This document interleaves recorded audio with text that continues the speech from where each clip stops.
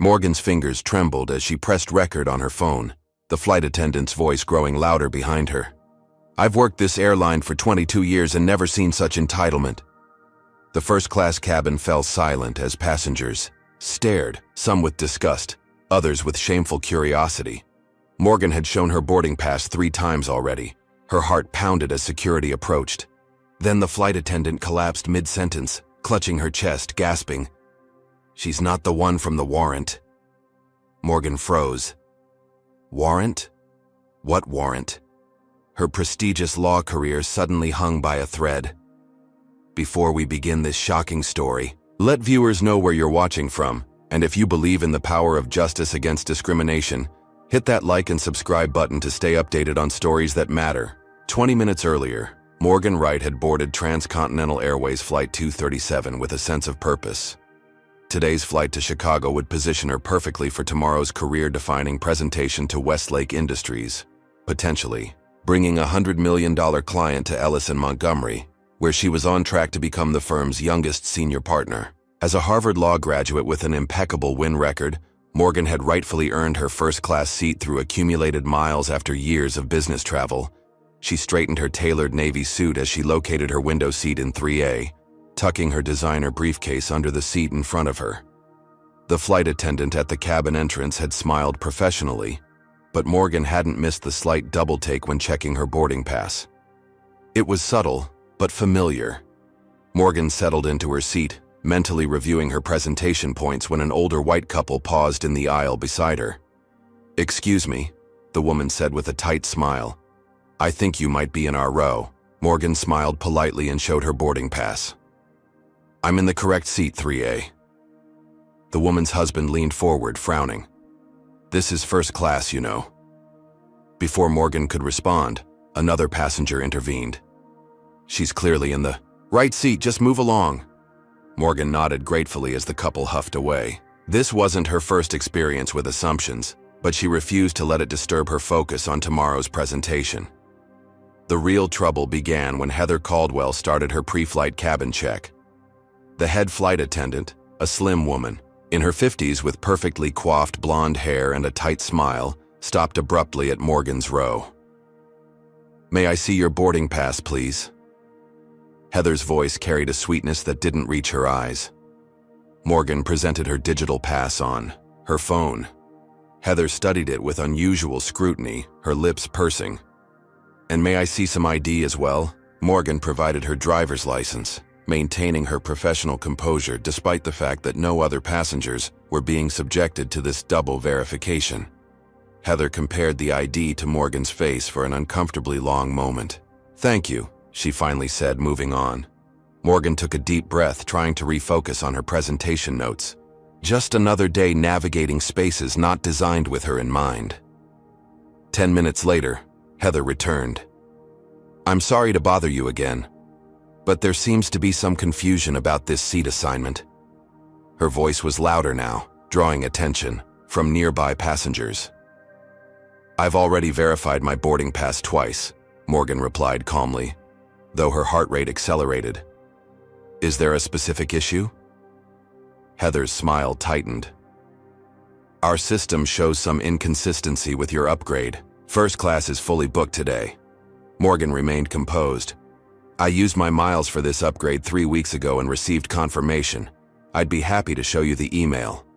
Several passengers were openly watching now, some with discomfort, others with barely concealed interest in the developing situation. A white businessman across the aisle caught Morgan's eye and gave a small nod of support. As Morgan pulled up her confirmation email, Heather's radio crackled. After listening to the message, her expression hardened. "Wait here," she instructed before walking briskly to the front of the cabin. Morgan noticed whispers spreading through first class. A young white woman diagonally across the aisle looked embarrassed and offered a sympathetic smile. The tension in Morgan's shoulders increased as Heather returned with another crew member. "Ms. Wright," Heather announced loudly, "we have reason to believe your upgrade was processed fraudulently." The accusation hung in the air as several passengers gasped. Morgan felt her cheeks burn despite her determination to remain professional. "That's absolutely false," she replied, keeping her voice steady. I've been a Platinum member for 5 years and processed this upgrade through the official app. Heather crossed her arms.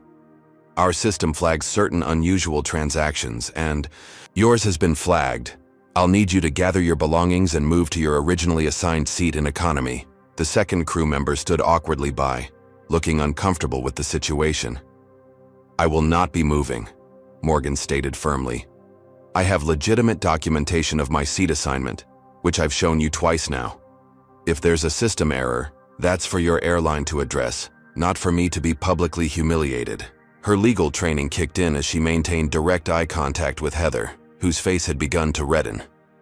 Are you refusing a crew member's instruction? Heather demanded, voice rising. Because that's a federal offense. Morgan felt the weight of every eye in first class upon her. I'm refusing an unjustified instruction that singles me out without cause, she replied. I'd like to speak to the captain or your supervisor. Instead of responding, Heather pulled out her radio.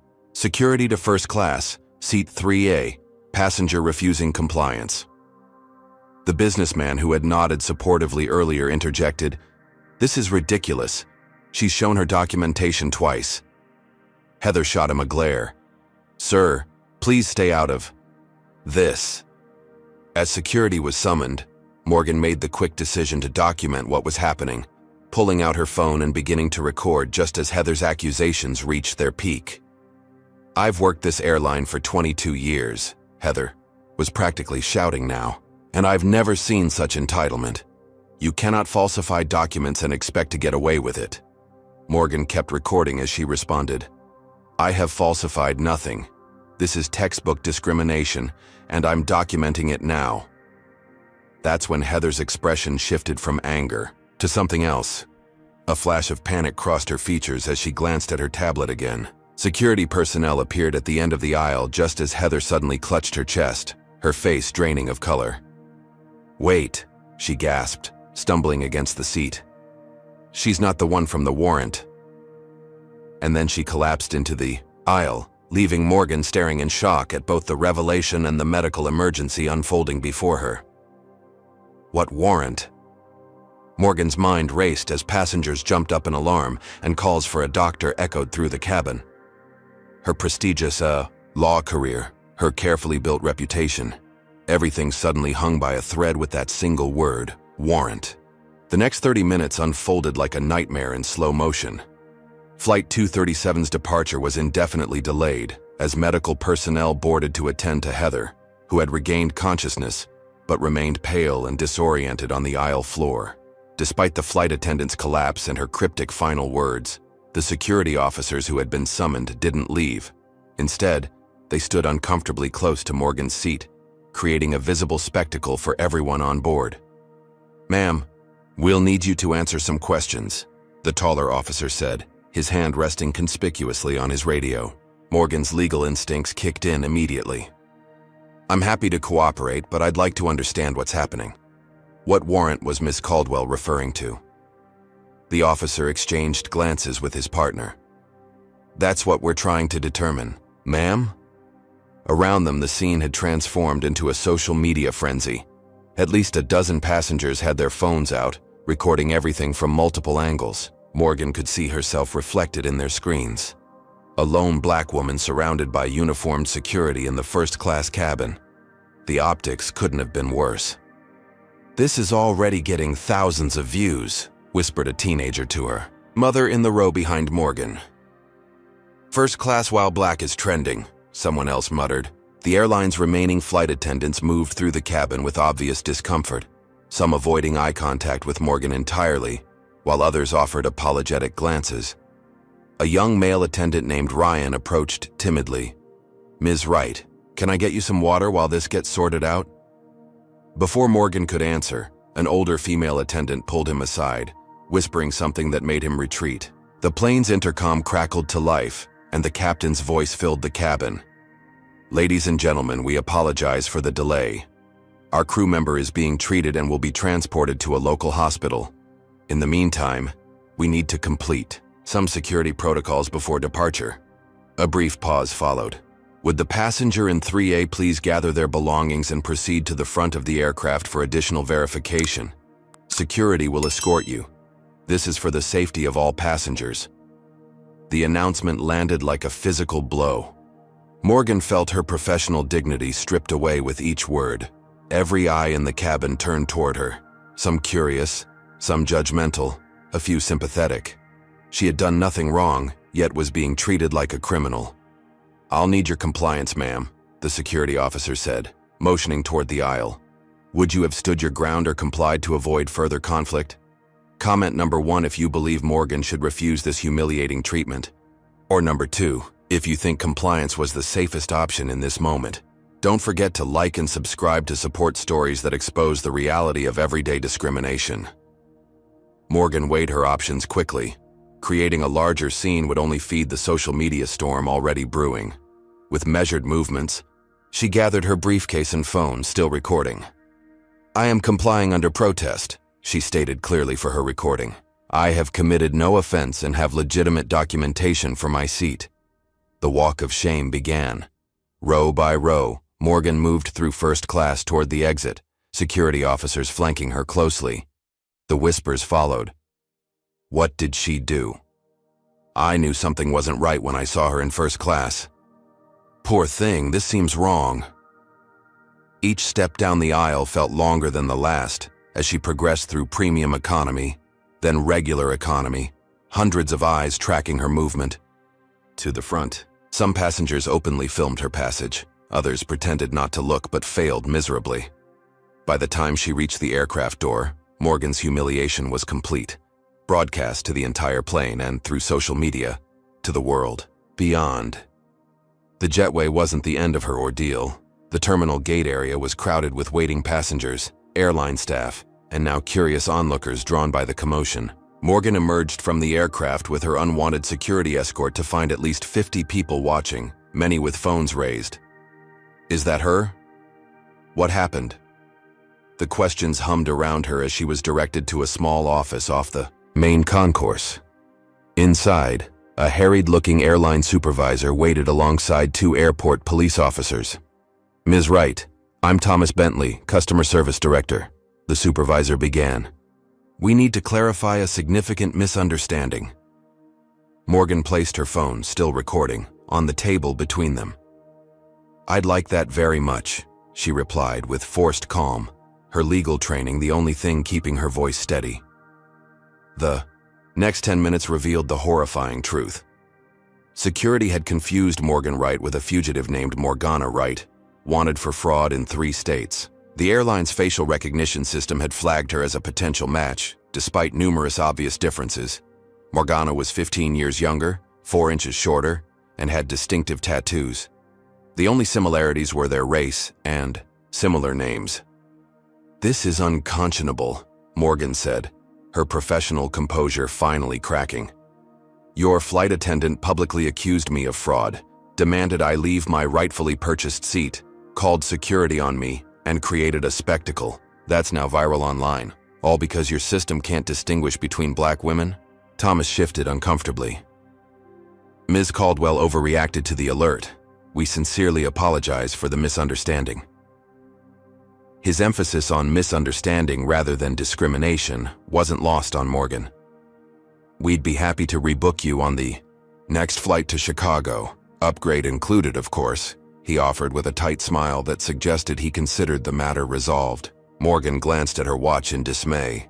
Even if she took the next flight, she would miss her critical pre-meeting dinner with the partners. The presentation tomorrow morning was now in jeopardy. Your misunderstanding may have just cost my firm $100 million client, she said quietly. A rebooking doesn't begin to address the damage done here. The police officers, having verified Morgan's identity, looked increasingly uncomfortable with the situation. One of them, an older, black officer, gave her a subtle nod that spoke volumes. We'll need statements from everyone involved, he said to Thomas, including the flight attendant once she's medically cleared. Thomas nodded quickly. Of course, of course. Meanwhile, Ms. Wright, would you prefer the next flight or a complete refund? The casual way he offered these insufficient remedies for public humiliation and professional damage made Morgan's decision clear. This wouldn't end with a replacement ticket or refund. Someone needed to be held accountable for the systemic failures that had allowed racial profiling to masquerade as security protocol. But first, she needed to salvage what she could of her professional obligations. She reached for her phone to call her colleague Aiden. How could she explain that she'd been thrown off a flight because the airline couldn't tell black women apart? And would her career survive the viral video already circulating of her being escorted off the plane like a criminal? What other devastating consequences awaited her beyond this terminal? They did what? Aiden Matthews' voice carried through Morgan's phone with such volume that she had to pull it away from her ear. Standing in the terminal with her rebooked ticket for a flight departing in 3 hours, Morgan closed her eyes and massaged her temple with her free hand. I need you to stall the dinner meeting, Aiden. Tell them my flight was canceled due to mechanical issues. She deliberately kept her voice low, aware of the curious glances from nearby passengers who had witnessed her ordeal. Some were still filming discreetly. That's not going to work, Morgan, Aiden replied, his voice tense. Westlake's CEO just landed in Chicago an hour ago. The managing partners are already at the restaurant. Richard is fuming that you're not here to lead the presentation prep. Richard Ellis, the founding partner of Ellis and Montgomery, was not a man who accepted excuses, especially when a potential 9-figure client was involved. Morgan checked the time again. Even if everything went perfectly from this moment forward, she would miss the critical strategy dinner entirely and barely make tomorrow's presentation. Put me on speaker with Richard, Morgan decided. I'll explain the situation directly. The brief silence on the other end suggested Aiden's hesitation. He's not in a good place right now, Morgan. Let me try to smooth things over first. In the background, she could hear the upscale restaurant ambiance and muffled voices of the firm's senior partners. After an excruciating wait, Richard's clipped tones came through the line. Right. Where the hell are you? Westlake will be here in 20 minutes. Morgan took a deep breath. Sir, I've experienced a discriminatory incident with the airline. They removed me from the flight after racially profiling me and... Richard cut her off. Save it for your Instagram, counselor. We have a $100 million client walking through the door, and my senior associate pick for partner is missing in action. The coldness in his voice made it clear. He didn't believe. Her, or worse, didn't care. I'll be on the next flight, Morgan promised. I can still lead tomorrow's presentation. Richard's response was immediate and final. Aiden will handle it. When you finally decide to join us, we'll discuss your future with the firm. The call ended abruptly. Morgan stared at her phone in disbelief. 7 years of exceptional service to Ellis and Montgomery, countless all-nighters, record-breaking settlements, and Richard had just threatened her partnership track over a situation entirely beyond her control. Her phone buzzed with a notification. Someone had tagged her in a video post. With growing dread, she opened the link to find herself trending on 3 different social media platforms. The most viral video, already at 300,000 views and climbing, carried the headline, Black woman removed from first class after attendant collapses from stress. The comments section was a cesspool of speculation, many assuming she had somehow caused Heather's medical episode. Another notification popped up, a text from her mother. Honey, are you okay? Your cousin just called about a video of you online. The public humiliation was now reaching her family. Just as Morgan was about to respond to her mother, her phone rang with an unknown number. Ms. Wright, this is Trevor Richardson, Vice President of Customer Relations for Transcontinental Airways. The smooth, practiced voice oozed corporate damage control. I'm calling personally about the unfortunate misunderstanding on Flight 237 today. Morgan switched to speakerphone and began recording the call. Mr. Richardson, I wouldn't characterize racial profiling and public humiliation as a misunderstanding. There was a slight pause before Trevor continued, his tone unchanged. We take these matters very seriously, Ms. Wright. Transcontinental Airways has a zero-tolerance policy for discrimination of any kind. The rehearsed statement contrasted sharply with her lived experience just hours earlier. That's why I'd like to offer you our premier apology package, full refund of your flight, 10,000 bonus miles, and a voucher for future travel. Morgan nearly laughed at the absurdity.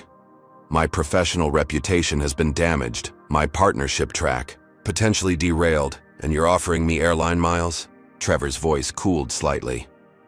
We believe this is more than generous given the circumstances. Our internal review shows that proper security protocols were followed, even if there was a case of mistaken identity. Morgan's legal mind registered the careful phrasing. They were already positioning for potential litigation. Your proper security protocols resulted in my being publicly paraded through an aircraft and terminal based solely on racial profiling. Your system confused me with someone who doesn't even resemble me beyond our race. Trevor cleared his throat. Ms. Wright, I'd recommend accepting our offer. These situations can become complicated. Social media narratives are difficult to control, and we have access to all onboard recordings that tell the complete story. The implied threat wasn't subtle. Accept our token offer, or we'll make this worse for you. I'll have my attorney contact your legal department, Morgan replied, coolly. And Mr. Richardson? I recommend reviewing those recordings carefully before making threats. Discrimination cases can indeed become very complicated for airlines. She ended the call, her hands shaking with repressed anger. That evening, alone, in an airport hotel room instead of at the strategic dinner with Westlake Industries, Morgan received an email that confirmed her worst fears. The subject line read simply, "Temporary leave of absence." The firm's HR director had copied all managing partners on a message informing Morgan that, in light of recent events that may impact the firm's reputation, she was being placed on paid administrative leave pending an investigation of the incident. The email specifically mentioned concerning social media content and client relationships as factors in the decision. In less than 12 hours, Morgan had gone from rising star attorney on the verge of partnership to suspended employee under investigation. She opened her laptop to find dozens of emails from colleagues, some expressing genuine concern, others thinly veiling their ambition as they asked if they should step in on her cases during her difficult time. One message from a junior associate she had mentored simply read, "I'm so sorry this is happening to you. It's not right." Morgan stared out the hotel window at the airport runways, watching planes take off and land with mechanical precision. The system had worked exactly as designed today. Not the airline's security system, which had catastrophically failed, but the larger social system that ensured black excellence was always one misunderstanding away from derailment. As she contemplated her next steps, her phone buzzed with another notification. An email from an unfamiliar address contained only a screen capture of an internal airline document dated 3 weeks earlier. The highlighted section read, "Implement enhanced verification protocols for premium cabin upgrades on high-value routes. Special attention to unusual booking patterns and demographic anomalies." The sender's name was simply a friend at TA. Morgan sat up straight, her legal mind suddenly alert. This wasn't just about one prejudiced flight attendant or a faulty facial recognition system. There was a pattern here, a policy, and someone on the inside knew it. She saved the document, created 3 backup copies, and began taking detailed notes of everything that had happened. If Transcontinental Airways thought she would quietly accept miles and move on, they had profiled the wrong attorney. The next morning, Morgan woke to her phone vibrating continuously with notifications. Overnight, the video of her removal from the aircraft had exploded across the internet, accumulating millions of views and thousands of comments. Major news outlets had picked up the story, with headlines ranging from sympathetic, "Black attorney racially profiled on flight," to accusatory, "Disruptive passenger causes medical emergency for flight attendant." Morgan scrolled through her emails, finding dozens from journalists seeking comment. Her firm had sent another terse message reinforcing her administrative leave and explicitly instructing her not to speak to media on any matters that might reflect on Ellis and Montgomery. She was effectively being silenced while her reputation burned. With her professional obligations temporarily suspended, Morgan channeled her legal training into researching Transcontinental Airways history with minority passengers. What she discovered was disturbing. Over the past 5 years, there had been 47 reported incidents of black first-class passengers being questioned about their seating assignments, compared to only 3 such incidents involving white passengers. In 12 cases, passengers had been asked to move despite having valid tickets. The airline had settled 4 discrimination lawsuits quietly, with sealed agreements.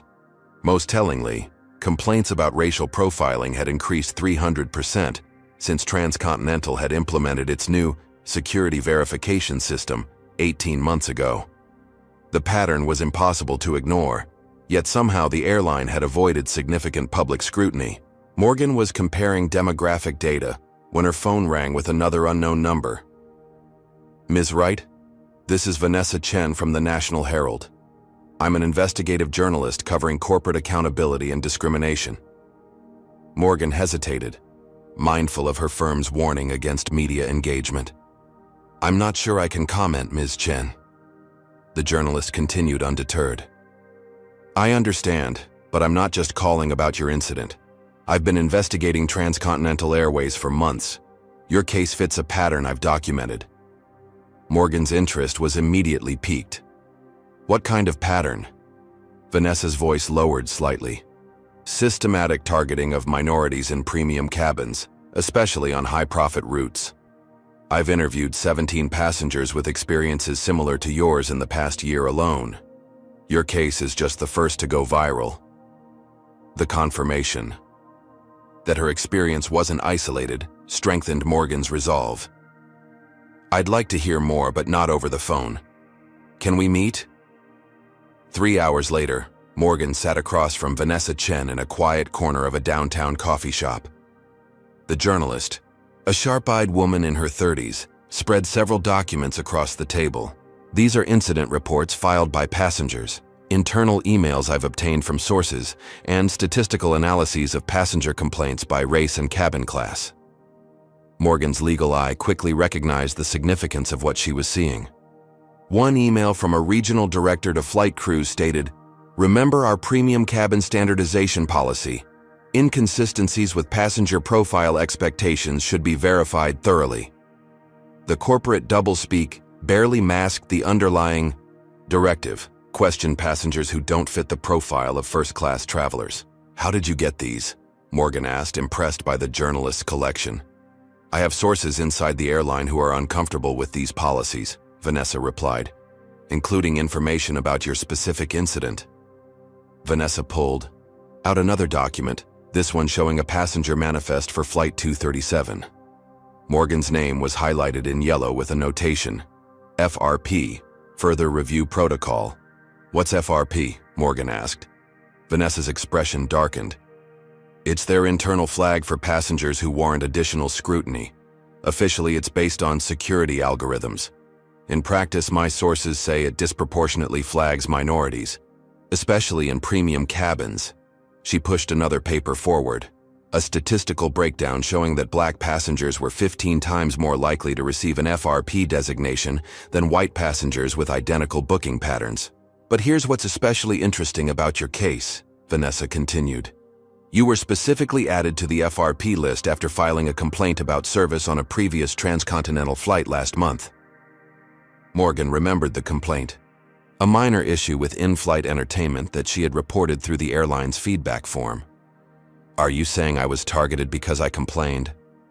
Before Vanessa could answer, Morgan's phone buzzed with a text message from an unknown number. "Check your email. More evidence. Be careful who you trust."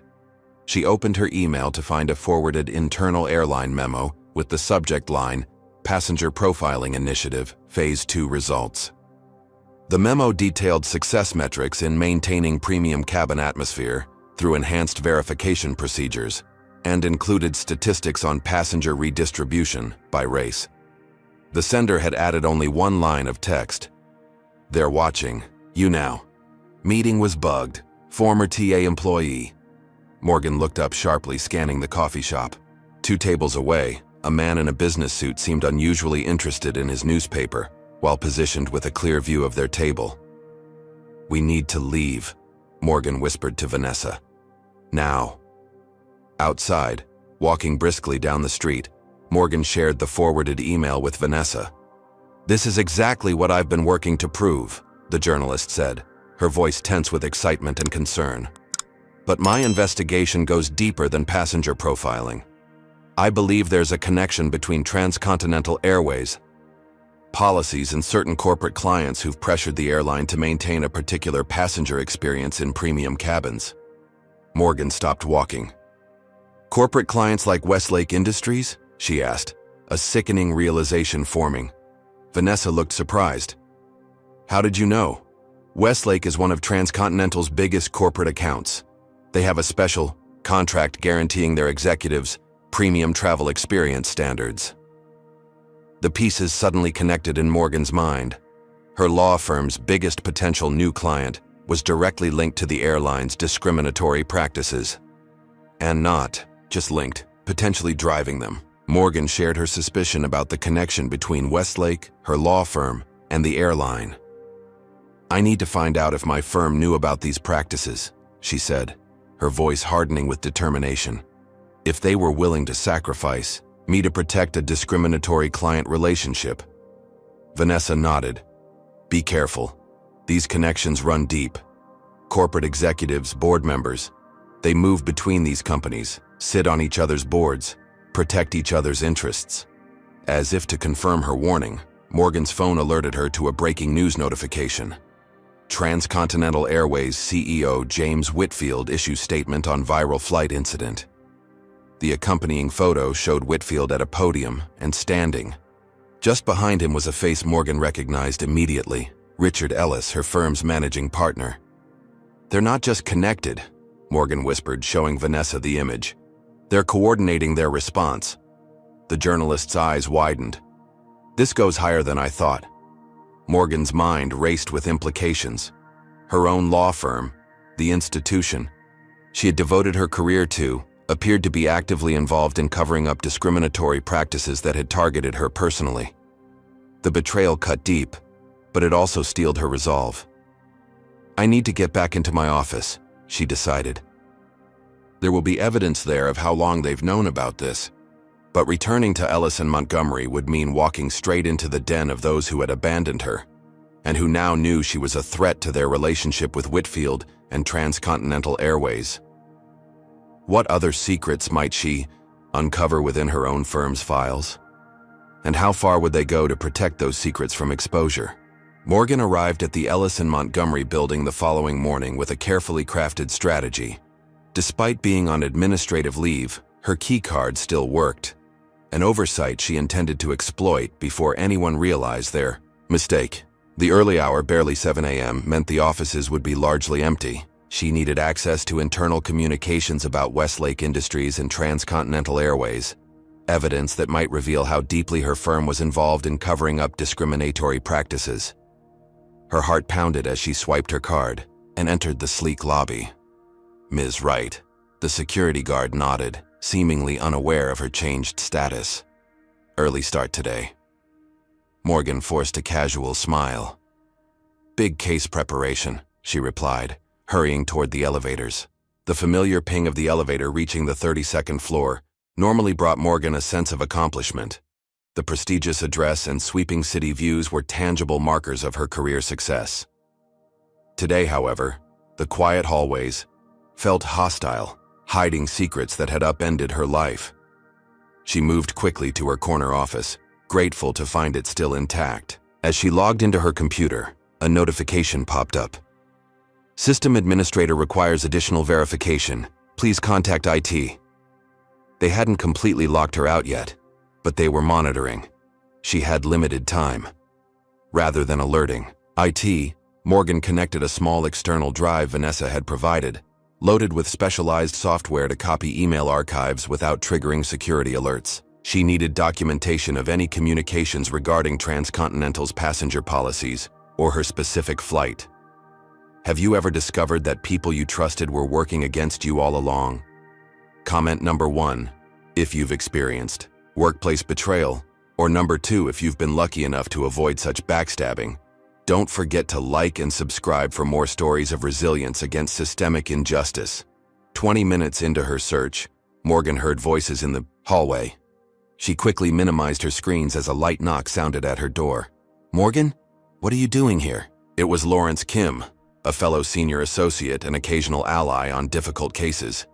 His expression showed genuine confusion. "I thought you were on leave." Morgan maintained her composure. "Just collecting some personal items," she lied smoothly.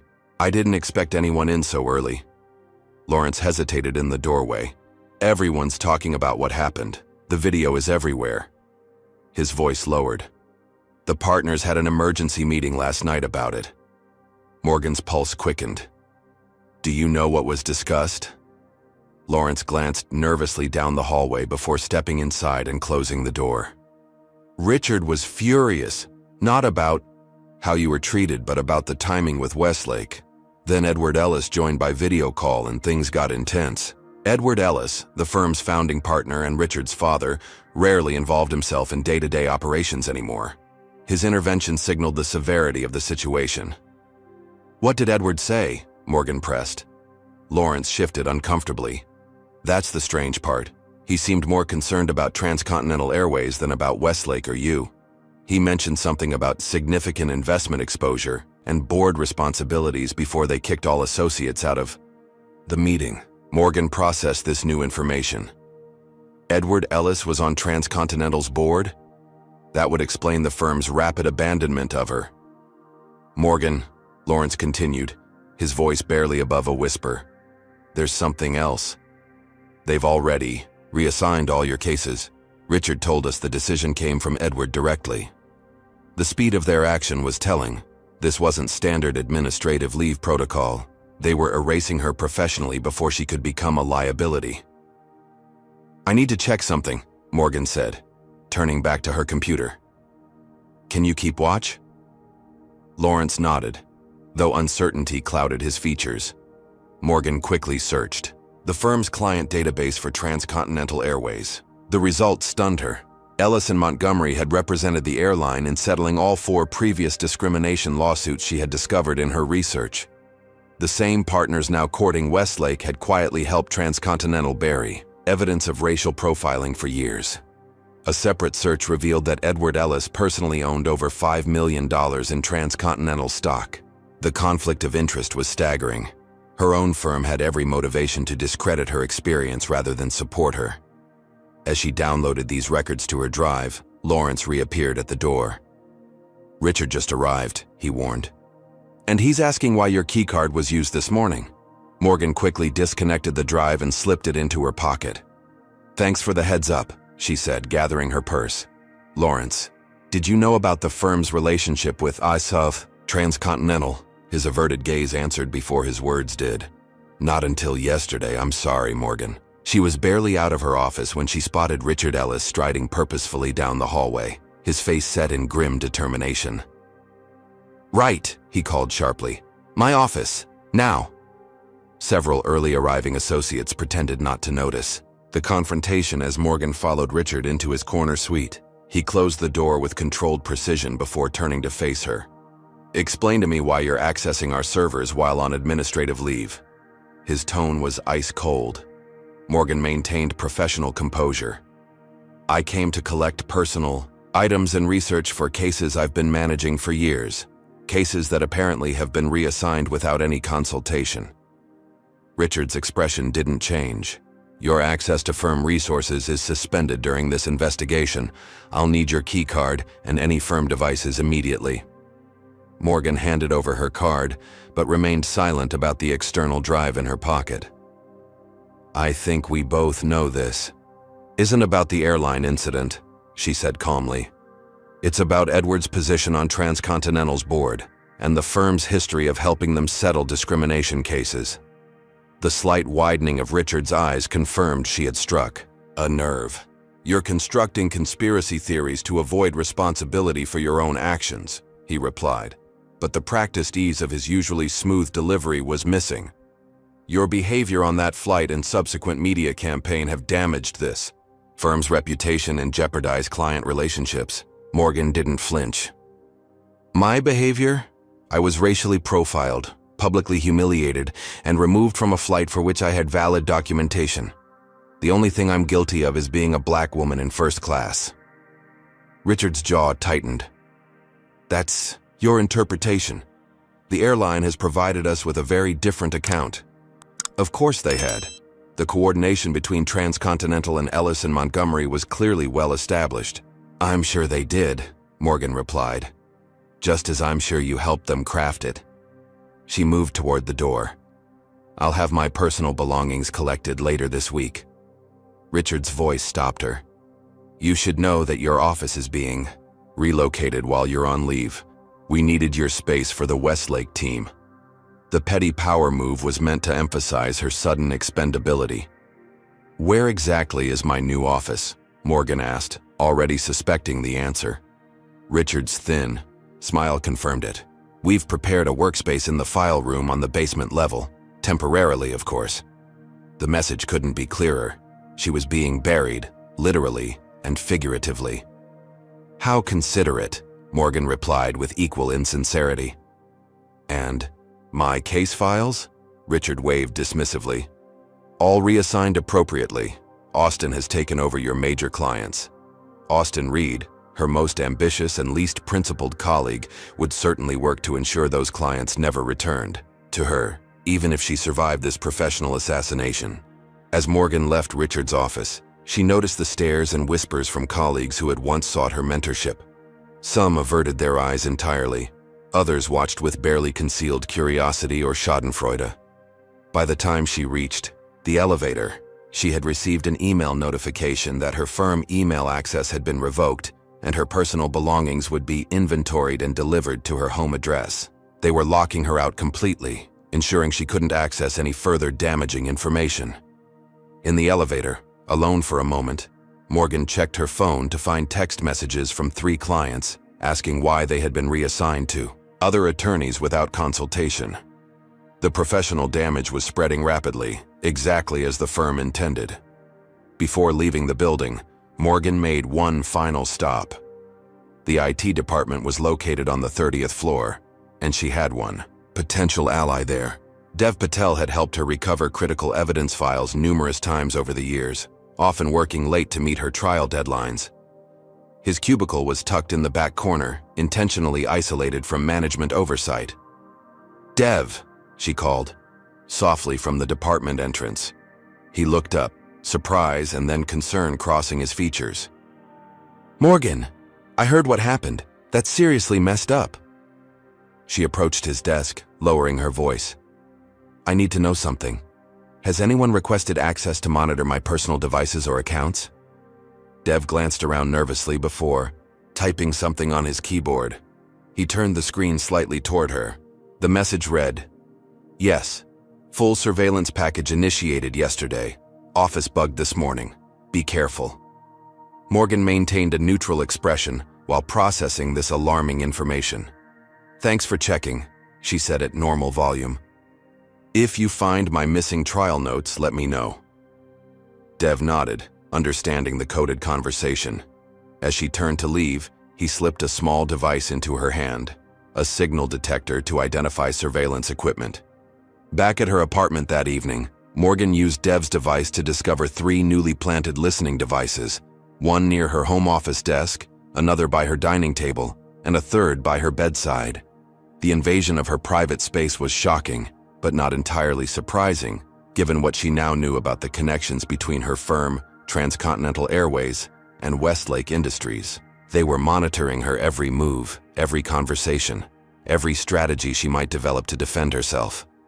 As she silently removed the bugs and flushed them down the toilet, a new text arrived from an unknown number. Check inside your laptop cooling fan. GPS tracker installed during inventory of your office today.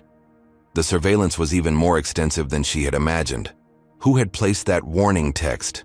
How many people within Ellis and Montgomery were uncomfortable with the firm's actions, but too afraid to openly ally with her? And more importantly, how would she fight back against this coordinated attack on her career and reputation when her opponents controlled nearly every resource and relationship she had built over the past 7 years? Morgan awoke the next morning to the sound of a car engine idling outside her apartment building. Peering through the blinds, she spotted a black sedan with tinted windows parked directly across the street, positioned with a clear view of her front door. The vehicle had no distinguishing features beyond a small antenna on the trunk, typical of surveillance operations. This was no longer just professional retaliation. They were monitoring her physical movements. As she moved away, from the window, her phone chimed with multiple notifications. Overnight, her social media accounts had been flooded with hostile comments from strangers. Entitled fraud causing hard-working flight attendants to collapse, playing the race card to get special treatment, another lawyer looking for a payday. The coordinated nature of the attack was obvious. Hundreds of similar messages had appeared within the same 2-hour window, many using identical phrasing. Morgan documented the harassment before locking down her privacy settings, then checked her email to find equally disturbing developments. Overnight, her professional biography had been removed from the Ellis and Montgomery website. A legal blog had published an insider account claiming she had a history of manufacturing discrimination claims, a complete fabrication that nonetheless appeared prominently in search results for her name. Most alarmingly, she had received notification that the Bar Association had received an ethics complaint regarding her conduct on Flight 237, and subsequent defamatory statements against Transcontinental Airways. The complaint was anonymous but used legal language that suggested an experienced attorney had drafted it. The coordinated attack on her professional reputation was expanding beyond social media into the formal structures that governed her career. As Morgan prepared coffee, trying to process these developments, her phone rang. "Morgan? It's your mother. Are you okay, sweetheart?" The concern in Elaine Wright's voice was evident even through the phone connection. "I'm handling it, Mom," Morgan replied, not wanting to worry her 68-year-old mother who had already survived enough stress raising a black daughter alone in a predominantly white suburb. "It's just a misunderstanding with the airline." Her mother's silence indicated she wasn't convinced. "That's not what the man who called me said," Elaine finally responded, her voice tight with worry. Morgan's hand froze around her coffee mug. "What man? Someone called you?" Her mother explained that late the previous night, a man claiming to be from airline security had called asking questions about Morgan's history of confrontational behavior, and suggesting that Elaine might want to encourage her daughter to accept the airline's generous settlement before things escalate further. The thinly veiled threat to her elderly mother sent a wave of rage through Morgan that momentarily displaced her fear. "Mom, listen carefully," Morgan instructed, her attorney instincts kicking in. "If anyone calls again, don't engage. Tell them, all communications must go through my attorney and hang up. Then call me immediately. Can you do that?" After reassuring her mother and ensuring she had support from neighbors, Morgan ended the call, her hands shaking with anger. They had crossed a line by involving her family. She needed to act decisively before the situation escalated further. Just as she reached for her laptop, her phone chimed with a text from her neighbor across the hall. "Someone was trying your door this morning around 4 a.m. I looked through the peephole and saw a man in a dark jacket. He left when I turned on my lights." Morgan immediately checked her security camera footage, but discovered the system had been disabled during the night. The app showed connection error for the critical time period. The mounting evidence of surveillance and intimidation convinced Morgan she needed professional help. She called Xavier Thompson, a prominent civil rights attorney she had met at a legal conference years earlier. "Xavier, I'm dealing with a coordinated attack following a racial profiling incident," she explained after reaching him. "It involves a major airline, my own law firm, and potentially other corporate entities." Xavier listened intently before responding. "This is how they operate, Morgan. Discredit the victim while controlling the narrative. I've seen it before, with Transcontinental." His familiarity with the airline's tactics confirmed she had called the right person. "Come to my office today. Use a rideshare under a different name, and leave your phone at home. They're almost certainly tracking it." The precautions might have seemed paranoid just days earlier. Now they felt necessary. Following Xavier's instructions, Morgan left her phone in her apartment's bathroom with the shower running to create a digital alibi, then exited through the building's service entrance. She took a circuitous route to Xavier's office in the city's legal district, where his receptionist immediately escorted her to a conference room with signal-blocking technology. We call this the Faraday cage, Xavier explained as he entered. No electronic surveillance can penetrate these walls. For the next 2 hours, Morgan detailed everything that had happened since the flight incident, including the connections she had uncovered between her firm, Transcontinental Airways, and Westlake Industries. Xavier took careful notes, occasionally asking clarifying questions. When she finished, he sat back with a grim expression. They're following the corporate discrimination playbook to the letter. Discredit, isolate, intimidate, then offer a lowball settlement when you're at your most vulnerable. I won't settle, Morgan stated firmly. Too many people have experienced this same treatment and been silenced. Xavier nodded approvingly. Good. But you should know what you're up against. These corporations have virtually unlimited resources and powerful connections. They'll dig through every aspect of your life looking for anything they can use against you. Credit history, dating life, college indiscretions, nothing is off limits. As if on cue, Morgan's temporary phone rang with a call from her bank. Her accounts had been frozen due to suspicious activity. When she demanded details, the representative explained that multiple large transfers had been attempted from her accounts overnight, triggering their fraud detection system. I didn't authorize any transfers, Morgan insisted. The representative's response was chilling. The attempts came from your home IP address, Ms. Wright, using your correct security questions. Someone had thoroughly compromised her financial identity. Back at Xavier's office, they were discussing options when his assistant interrupted with an urgent message. Someone claiming to be Detective Marcus Jackson from the Financial Crimes Unit is in the lobby asking for Ms. Wright. Xavier and Morgan exchanged concerned glances. I didn't contact any detective, she confirmed. Xavier instructed his assistant to verify the detective's credentials and escort him to a different conference room. I'll meet with him first, he decided. This could be legitimate given the financial intrusions, or it could be another intimidation tactic. While Xavier was gone, Morgan used his secure computer to check her email. Among the usual spam and notifications was a message from an encrypted address with the subject line, "Not all of us agree with what they're doing to you." The brief message read, I'm a flight attendant with TA. I was on your flight and saw everything. Heather was lying. I have proof. Meet tomorrow, 3 p.m. Central Park Cafe. I'll wear a blue scarf. Sophia. Xavier returned 30 minutes later with a tall, middle-aged black man in a well-worn suit. Ms. Wright, I'm Detective Marcus Jackson, from the Financial Crimes Division. Your accounts weren't the only target last night. We've identified a pattern of attacks against prominent black professionals across 3 states. The detective's credentials appeared legitimate, and his manner was professional rather than intimidating. He explained that her case connected to a larger investigation into identity theft, rings potentially working for corporate interests. We've seen this before. Discriminatory incident goes viral, then victims' finances and reputation get systematically attacked. Makes it harder for them to fight back. Detective Jackson seemed genuinely concerned, offering to assign extra patrols near her apartment and providing his direct number for emergencies. As he was leaving, he paused at the door. Off the record, Ms. Wright. I've been flying Transcontinental for 15 years, started getting randomly selected for additional screening every single time after I made diamond status. This isn't just about one flight attendant or one incident, it's systemic.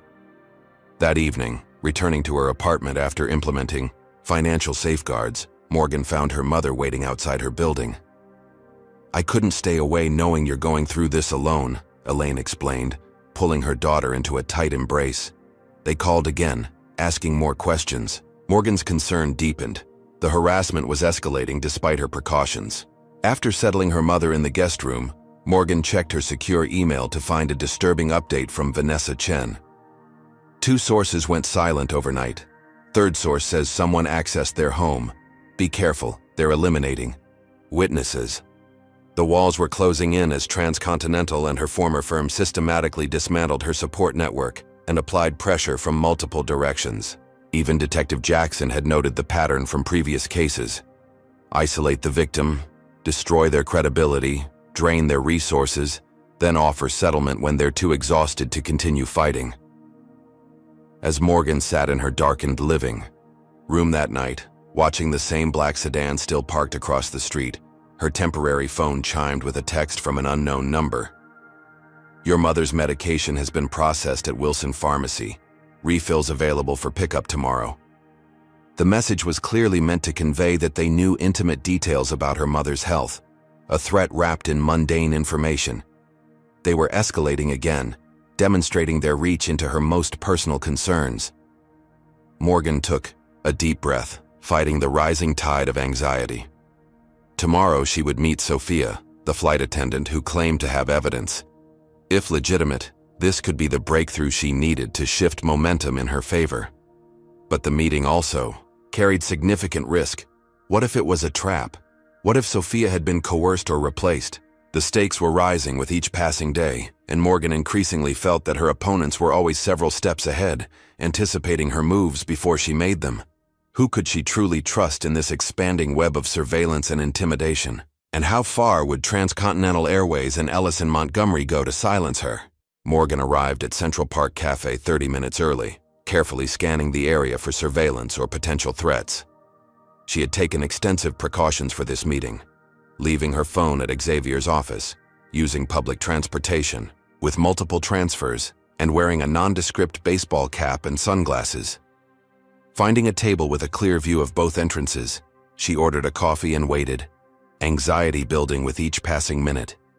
At precisely 3 o'clock, a slender, white woman with a bright blue scarf wrapped around her neck entered the cafe. She appeared to be in her early 30s, with nervous eyes that darted around the space before settling on Morgan. After ordering at the counter, she approached cautiously. "Ms. Wright?" she asked in a hushed voice. Morgan nodded slightly, gesturing to the chair across from her. "Sophia, I presume?" Once seated, Sophia kept her voice low. "I don't have much time. They're monitoring crew social media and communications since your video went viral." She reached into her purse and slid a small USB drive across the table. "This contains the unedited cabin footage from your flight. The airline has exterior cameras, galleys, and main cabin surveillance that passengers don't know about." Morgan's eyebrows raised in surprise. "Isn't releasing this a violation of company policy?" Sophia smiled grimly. "Definitely. Firing offense, at minimum, possibly worse given what's on it." She took a sip of her coffee, hands trembling slightly. "But what happened to you was wrong.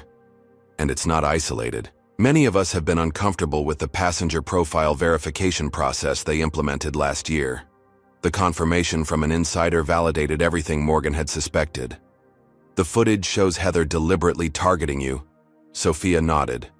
"That and more. It shows her receiving specific instructions through her earpiece about you before she even approached your seat. And her collapse?" Sophia leaned closer. "It was theatrics. She's done it before when confrontations with certain passengers start, getting recorded, creates sympathy, shifts the narrative."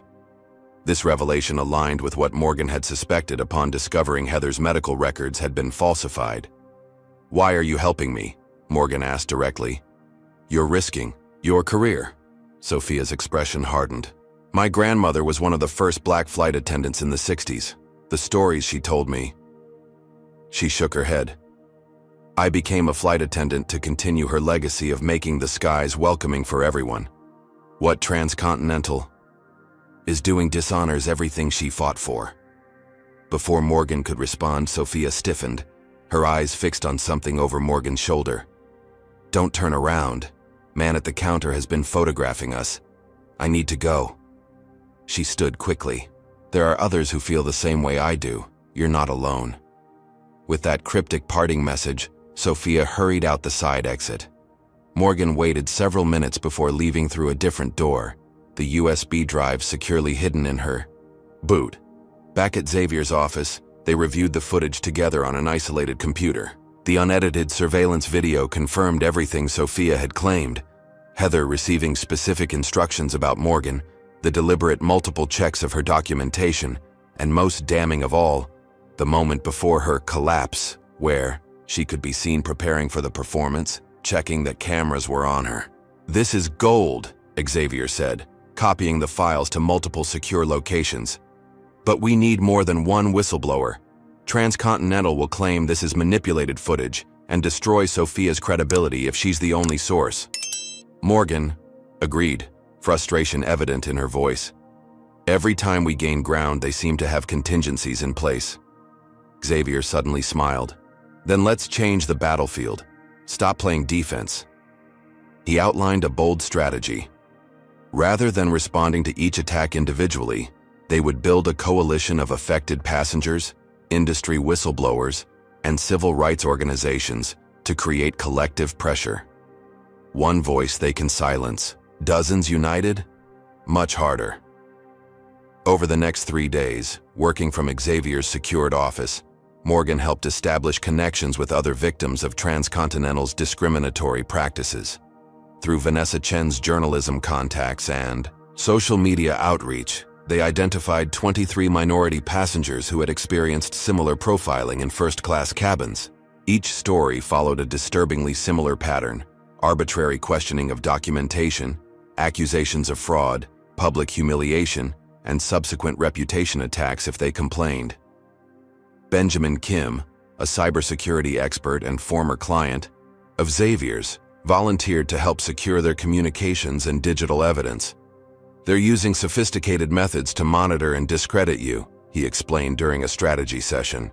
Corporate-level surveillance tools, professional reputation management algorithms, possibly even access to restricted financial systems. His team established encrypted channels for the growing coalition to share experiences and evidence safely, beyond the reach of Transcontinental's monitoring.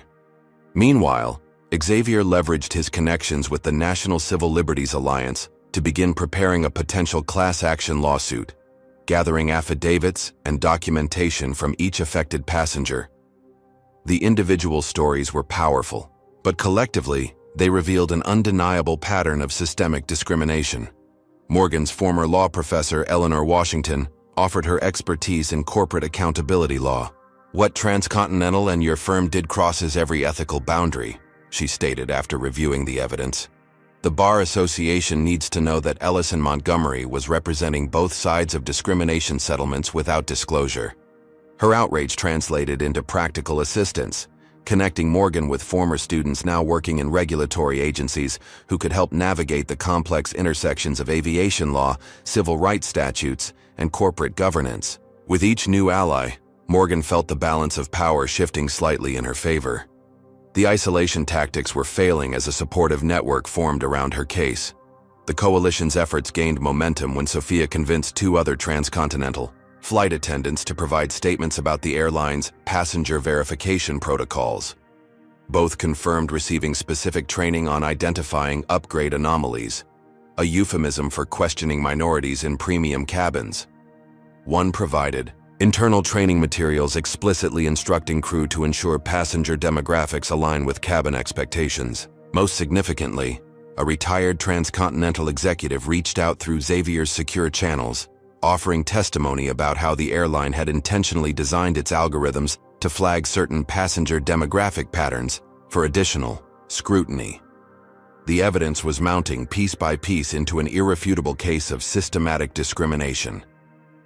As media interest in the story grew beyond the initial viral video, Morgan carefully coordinated with Vanessa Chen to ensure accurate reporting. Rather than focusing solely on her individual experience, they emphasized the pattern affecting dozens of passengers and the corporate policies enabling discrimination. Several major news outlets picked up the expanded story, framing it as a test case for algorithmic bias and corporate accountability. The public narrative was shifting from an isolated incident between one passenger and one flight attendant to a systemic failure of corporate ethics across multiple companies. Support messages flooded in from across the country, with "Justice for Morgan" and "First Class While Black" trending across social platforms. Detective Jackson proved to be an unexpected ally, providing updates on his financial crimes investigation that increasingly pointed to coordinated attacks against discrimination claimants. "We've traced the intrusion attempts on your accounts to a reputation management firm with connections to several major airlines," he informed Morgan during a secure meeting. "They operate in legal gray areas, technically not breaking laws, but pushing every ethical boundary. Though he couldn't officially share law enforcement information, his discreet guidance helped Morgan's team anticipate and counter several planned attacks on coalition members. The detectives' involvement suggested that at least some elements of law enforcement recognized the injustice at play. 7 days after the initial flight incident, the coalition had grown to include 47 affected passengers, 6 current and former airline employees, 3 civil rights organizations, and a team of specialized attorneys working pro bono. Xavier called an emergency strategy meeting when Benjamin discovered something alarming during his security sweeps. "They've escalated their surveillance," the cybersecurity expert explained, displaying technical data on a secure tablet. "These patterns suggest they're using government-grade monitoring tools now, normally restricted to law enforcement or intelligence agencies." The implication was clear. Someone with significant influence had directed extraordinary resources toward monitoring their activities. "They're getting desperate," Xavier observed, "which means we're making progress." As the meeting concluded, Morgan received a secure message from Sophia. "Urgent. Just overheard TAVP Trevor Richardson in Crew Lounge, recording attached." The audio file captured Trevor speaking to someone about the Morgan Wright situation, in explicitly racist terms. "These people never know their place. First class has standards for a reason. We've got too many of them thinking they belong there now." The unguarded comments, clearly not intended for public consumption, revealed the true attitudes driving Transcontinental's policies. The recording ended with Trevor's most damning statement: "Don't worry, we've handled troublemakers before. By next week, she'll be begging to settle for whatever we offer." The naked racism and explicit threat provided exactly the evidence they needed to demonstrate that discrimination wasn't an accident, but a deliberate strategy. As Morgan shared the recording with the coalition team, a sense of cautious optimism filled the room. For the first time since the incident, they had caught Transcontinental's leadership explicitly revealing their true intentions. The question now was how best to leverage this breakthrough before the airline could mount its inevitable counterattack. The following morning, Morgan woke to an urgent call from Xavier. "They've gone nuclear," he said without preamble. "Transcontinental filed a defamation lawsuit against you at 8:01 a.m., 10 million in damages for false claims of discrimination, causing reputational harm and lost business." Morgan had anticipated legal action, but the speed and scale of the lawsuit was clearly designed to overwhelm her resources. "They're also seeking an emergency injunction to prevent you or any coalition members from speaking publicly about the airline while litigation is pending." The timing was strategic. A Friday filing meant the earliest they could respond would be Monday, giving Transcontinental an entire weekend to control the narrative unopposed. "It gets worse," Xavier continued. "They've named me, Vanessa, and 12 other coalition members as co-defendants. They're trying to fracture our alliance by threatening everyone simultaneously.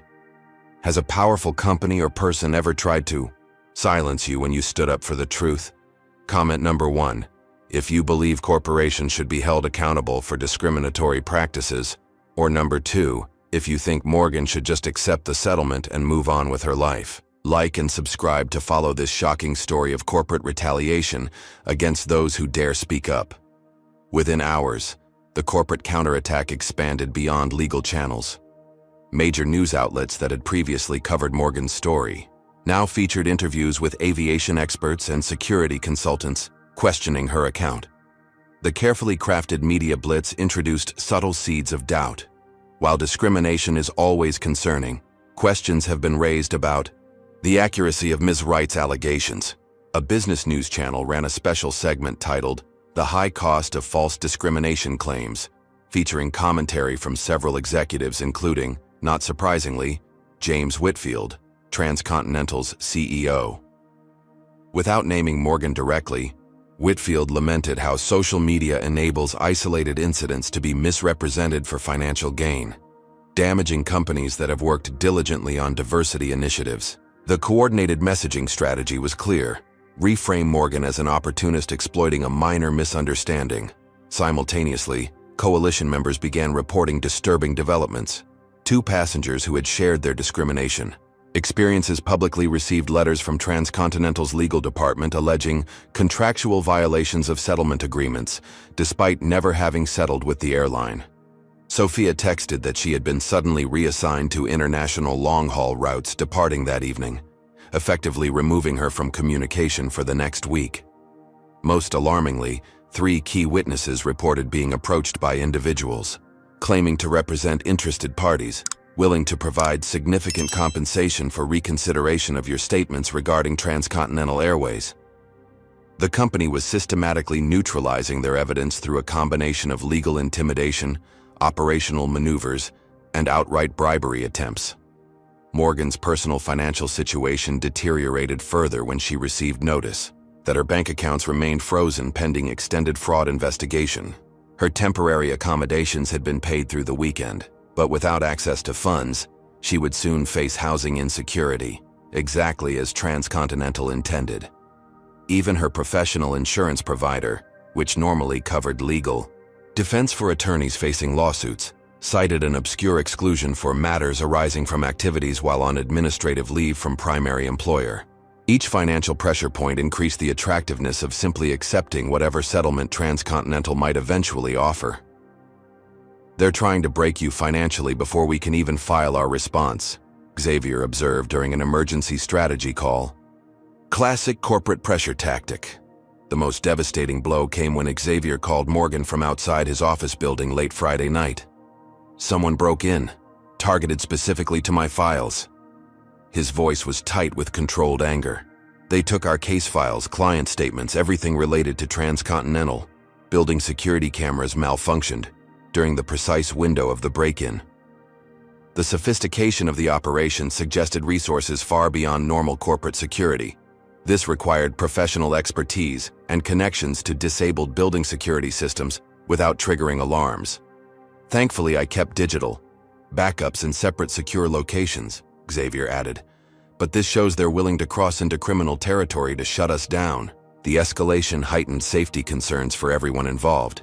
If they would break into a law office, what other lines might they cross? Saturday morning brought Transcontinental's media offensive into full swing. James Whitfield held a press conference positioned as a diversity commitment announcement, which served as a thinly veiled platform to undermine Morgan, without naming her directly.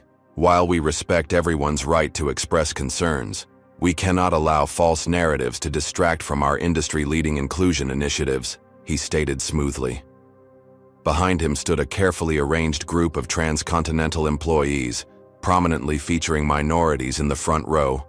The cynical display of tokenism was followed by the announcement of a new passenger experience enhancement program, effectively rebranding the very verification protocols that had targeted minority passengers. Most disturbingly, standing at Whitfield's right hand was Richard Ellis, identified as both Morgan's former employer and a transportation industry legal expert. Richard's presence confirmed the coordinated nature of the attack. Taking the microphone, he delivered the most personal blow yet.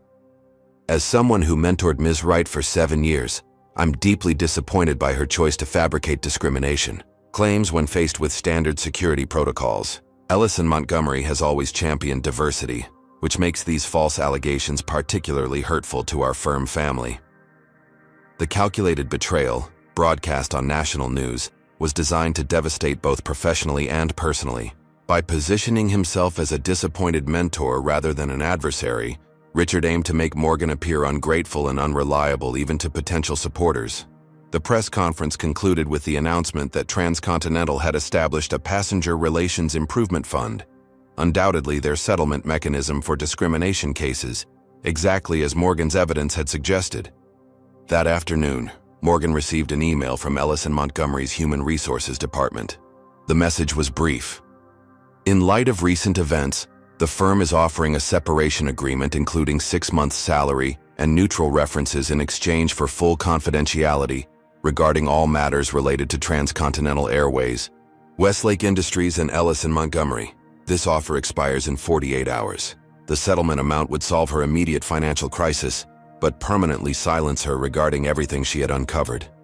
Similar offers arrived almost simultaneously to several coalition members, clearly coordinated to fragment their unity at a vulnerable moment. Xavier reported that half of their witnesses had suddenly gone silent, presumably accepting similar arrangements. "They're picking us off one by one," he admitted during a secure call. People have bills, families, careers. Not everyone can withstand this kind of pressure.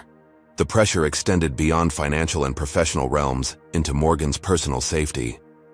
Her mother called in tears after receiving photographs in the mail showing Elaine entering her doctor's office, shopping at her local grocery store, and checking her mail, all taken by someone conducting surveillance. The implicit threat was clear. Detective Jackson, who had been helpful throughout the ordeal, called with troubling news. "I've been reassigned effective immediately. Captain says it's departmental restructuring, but the timing isn't coincidental." His voice carried the frustration of someone whose hands were suddenly tied.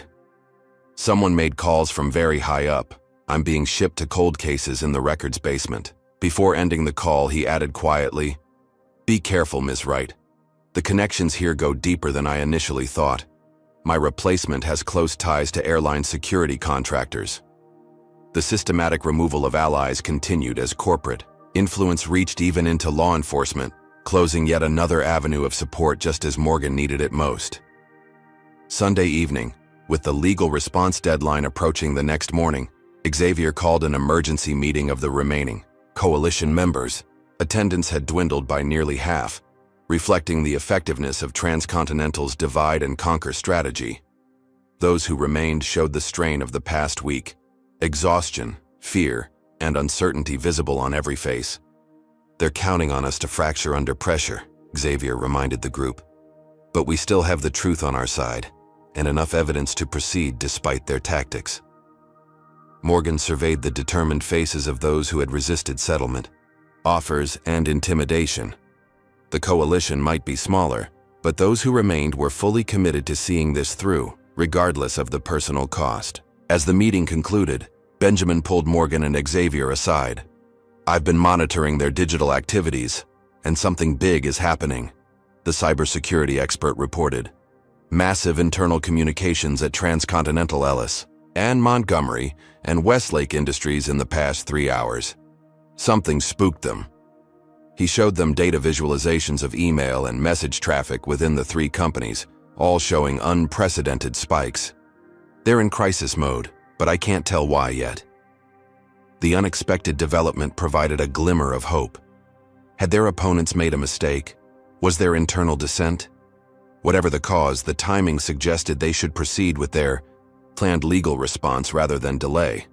Something had created vulnerability in the seemingly unified corporate front. Monday morning, Xavier filed their comprehensive response to Transcontinental's lawsuit, accompanied by a separate class action suit representing 34 passengers who had experienced similar discrimination. Despite the break-in, they had managed to assemble compelling evidence including Sophia's video footage, internal training documents, statistical analyses showing racial disparities in verification protocols, and testimony from multiple employees. Most powerfully, they included Trevor Richardson's recorded racist comments about keeping certain passengers out of first class. The filing received immediate media attention, temporarily shifting the narrative back in their favor. Legal analysts described the evidence as potentially devastating to Transcontinental's defense and questioned the airline's decision to pursue litigation given the damaging materials now entered into public record. By Monday afternoon, the reason for the previous day's corporate communications spike became clear. A financial analyst blog published a detailed expose revealing that James Whitfield, Transcontinental's CEO, had secretly sold $12 million in company stock just before Morgan's incident went viral, suggesting he anticipated negative impact on share value. The timing of the sales raised serious questions about whether the aggressive response to Morgan had been partly motivated by the need to protect Whitfield from insider trading accusations.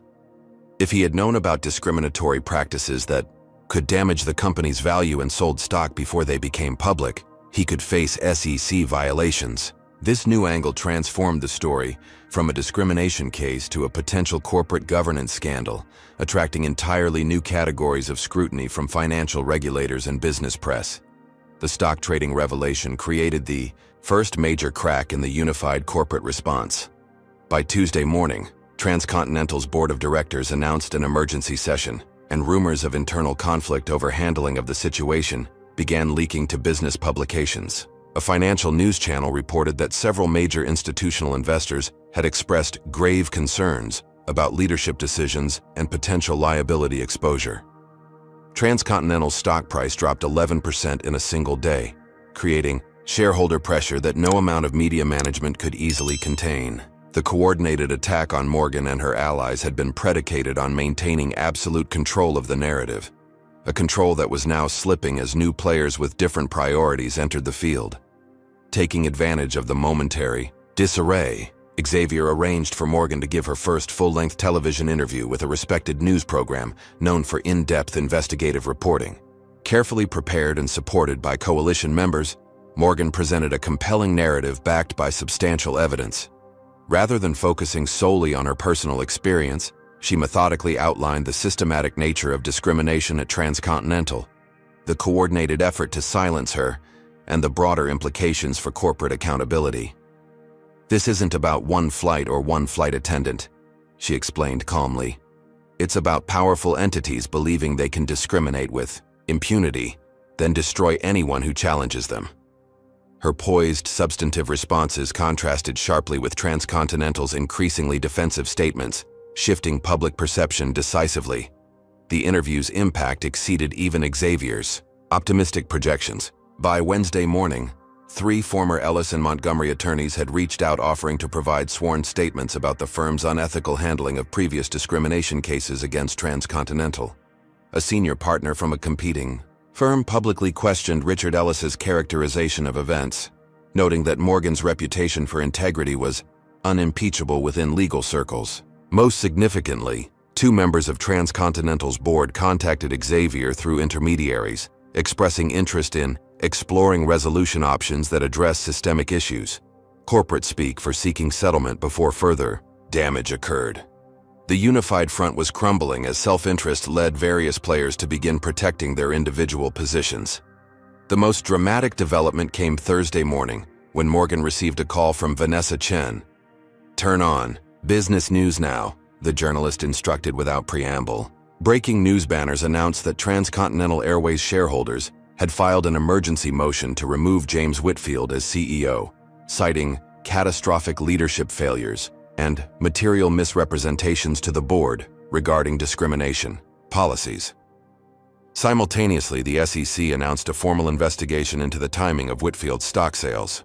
The carefully constructed corporate counterattack had backfired spectacularly, focusing even more attention on the very practices Transcontinental had tried to conceal. Rather than silencing one passenger's complaint, their aggressive tactics had escalated the situation into a governance crisis, threatening the entire company's leadership structure. By Friday morning, exactly 1 week after Transcontinental filed their lawsuit against Morgan, Trevor Richardson was served with a subpoena for all communications regarding passenger verification protocols and the handling of Morgan's specific incident. Similar subpoenas went to Richard Ellis and other key executives involved in the coordinated response. Detective Jackson called from his basement reassignment to share a small victory. "Internal Affairs is reviewing why I was removed from your IADTR case after pressure from above. Things are shifting."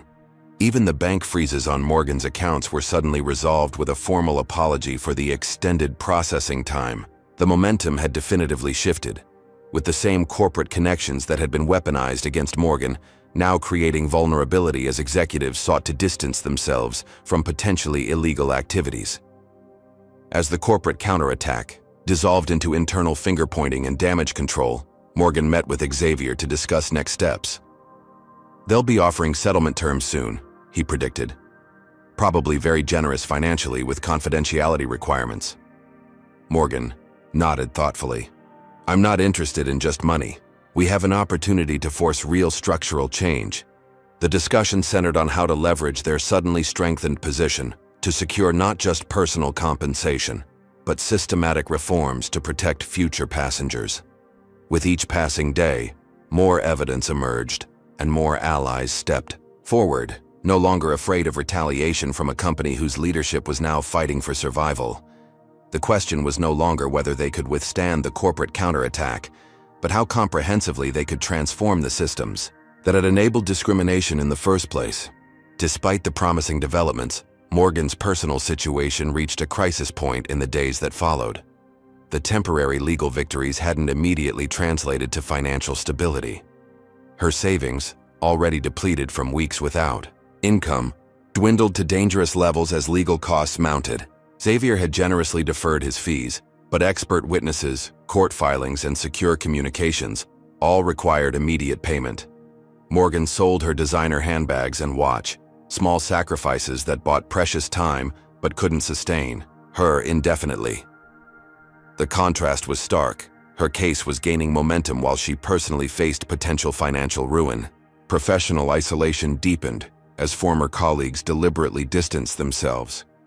Morgan's networking calls went unreturned. Emails to potential employers mysteriously disappeared.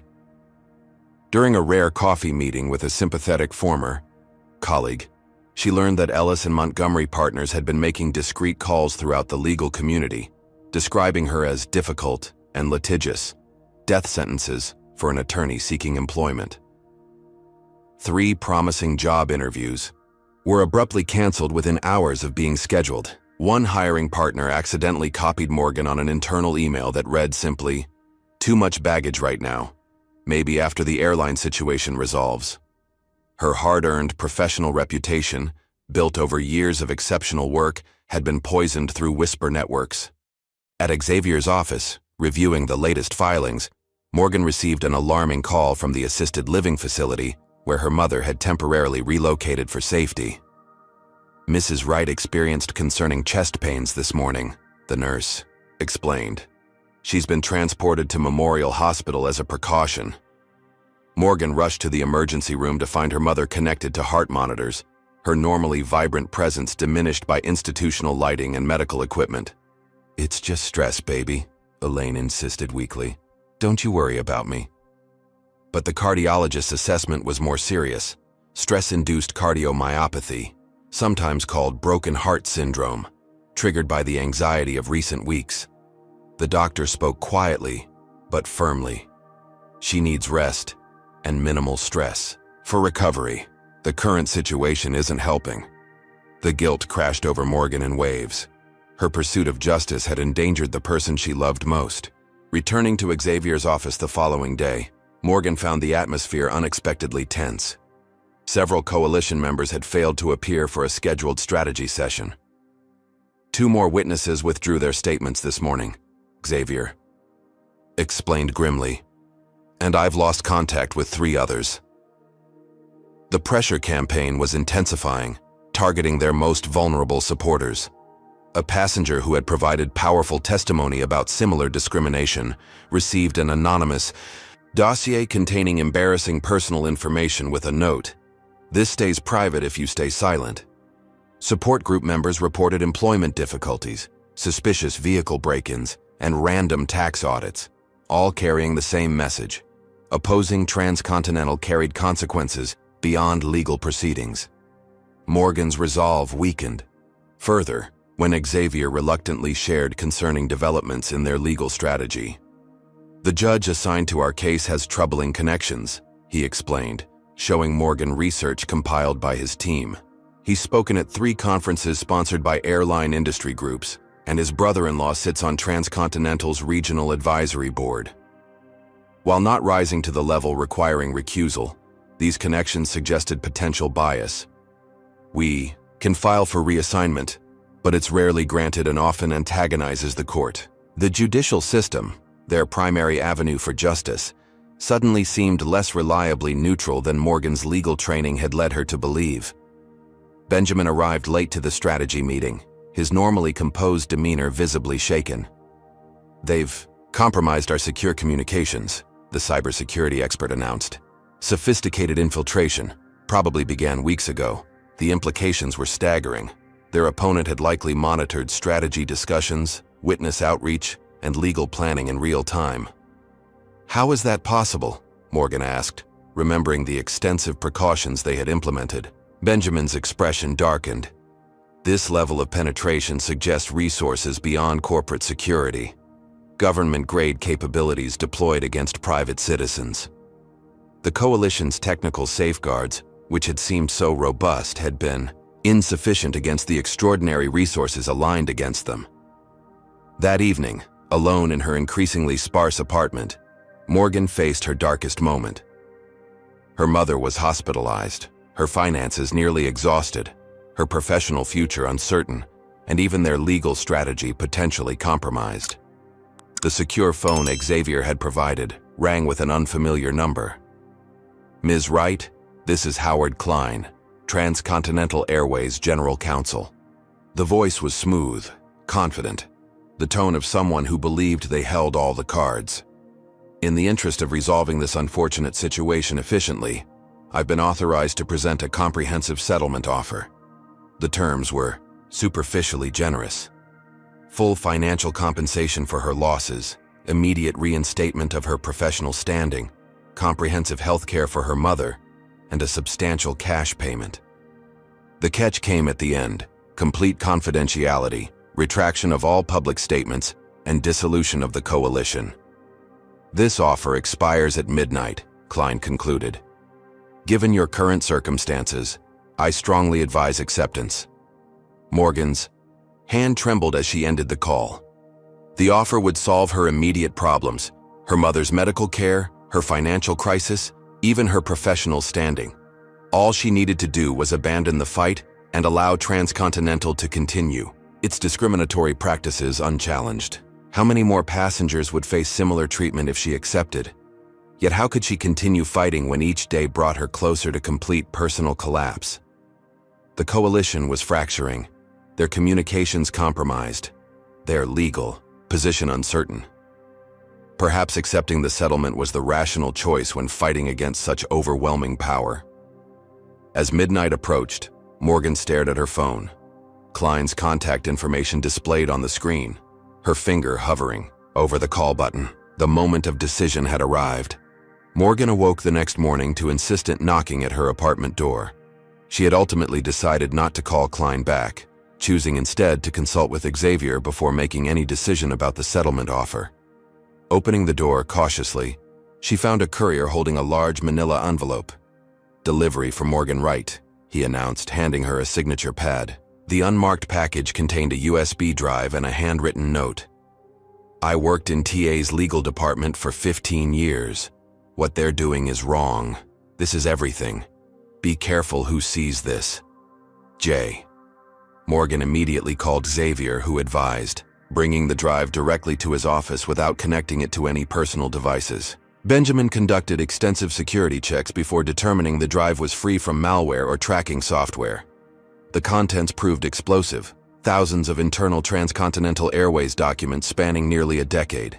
Email exchanges between executives described explicit strategies to maintain passenger quality standards in premium cabins by discouraging demographic outliers. Financial records revealed a dedicated fund for quietly settling discrimination claims, categorized as passenger relations management. Most damning were detailed reports analyzing the passenger verification system that had flagged Morgan, showing it disproportionately targeted minorities for enhanced scrutiny by design, not by accident. "This is corporate discrimination with receipts," Xavier whispered as they scrolled through document after document. Among the files was evidence directly linking Transcontinental's practices to biased facial recognition technology. The airline had invested heavily in a system known to have significantly higher error rates when identifying minorities, despite internal testing confirming these flaws. Emails showed executives dismissing these concerns. The occasional false positive is acceptable given the overall passenger composition goals for premium cabins. Another executive had responded, "Agreed. First class has a certain aesthetic that passengers expect and are willing to pay extra for." The casual racism of these exchanges, preserved in corporate communications, revealed discrimination as deliberate strategy rather than unfortunate oversight. The whistleblower's files also identified Diane Reynolds, a senior compliance officer who had repeatedly raised concerns about the legality of these practices. According to internal HR documents, she had been abruptly terminated 6 months earlier for performance issues immediately following a particularly forceful memo warning about potential discrimination liability. Xavier immediately dispatched an investigator to locate Reynolds, believing her testimony could prove crucial if they could reach her before Transcontinental did. Someone this principled would have kept personal records, he reasoned. And they fired her to silence her, which means she knows even more than what's in these files. While Xavier's team worked to contact Reynolds, Morgan focused on another disturbing revelation from the files: Heather Caldwell's background.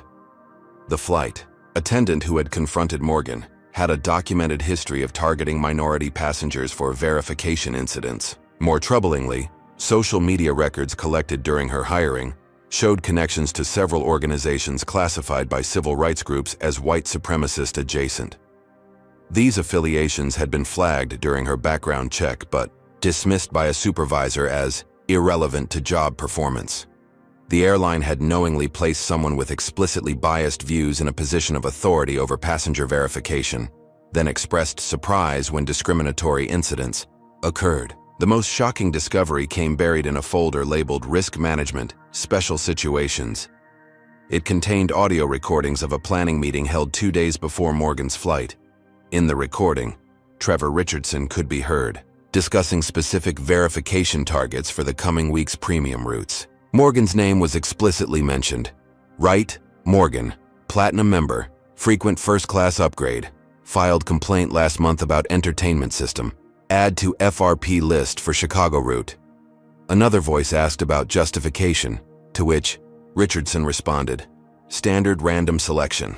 If questioned, reference security algorithms. The meeting continued, with executives discussing how to discourage certain passengers from premium cabins without creating actionable evidence of discrimination. Morgan listened in stunned silence as her ordeal was revealed to be not random misfortune, but targeted action. Deeper in the files, they discovered internal communications revealing the airline's explicit rationale for targeting minority passengers in first class. A presentation to regional managers titled Premium Cabin Experience Optimization contained survey data showing some passengers reported higher satisfaction when premium cabins maintained demographic consistency with historical patterns. Rather than challenging these biased preferences, Transcontinental had implemented systems to cater to them. One slide specifically noted, passengers paying premium prices expect an environment that matches their comfort parameters. Our verification protocols help maintain these expectations. The document effectively admitted using discrimination as a business strategy to satisfy the prejudices of some high-paying customers. The evidence extended beyond passenger treatment to hiring and promotion practices. Internal HR directives showed flight attendants were assigned to premium cabins based partly on appearance factors contributing to passenger comfort, a thinly veiled reference to racial preferences. Emails between James Whitfield and the VP of Customer Experience joked about passenger quality control when discussing the verification system's effectiveness. Most disturbingly, a legal department memo analyzed the financial benefits of occasional settlements versus the premium revenue generated by maintaining cabin composition standards, concluding that discrimination was profitable, even accounting for occasional payouts to those who complained persistently enough. The historical context of these practices proved particularly damning.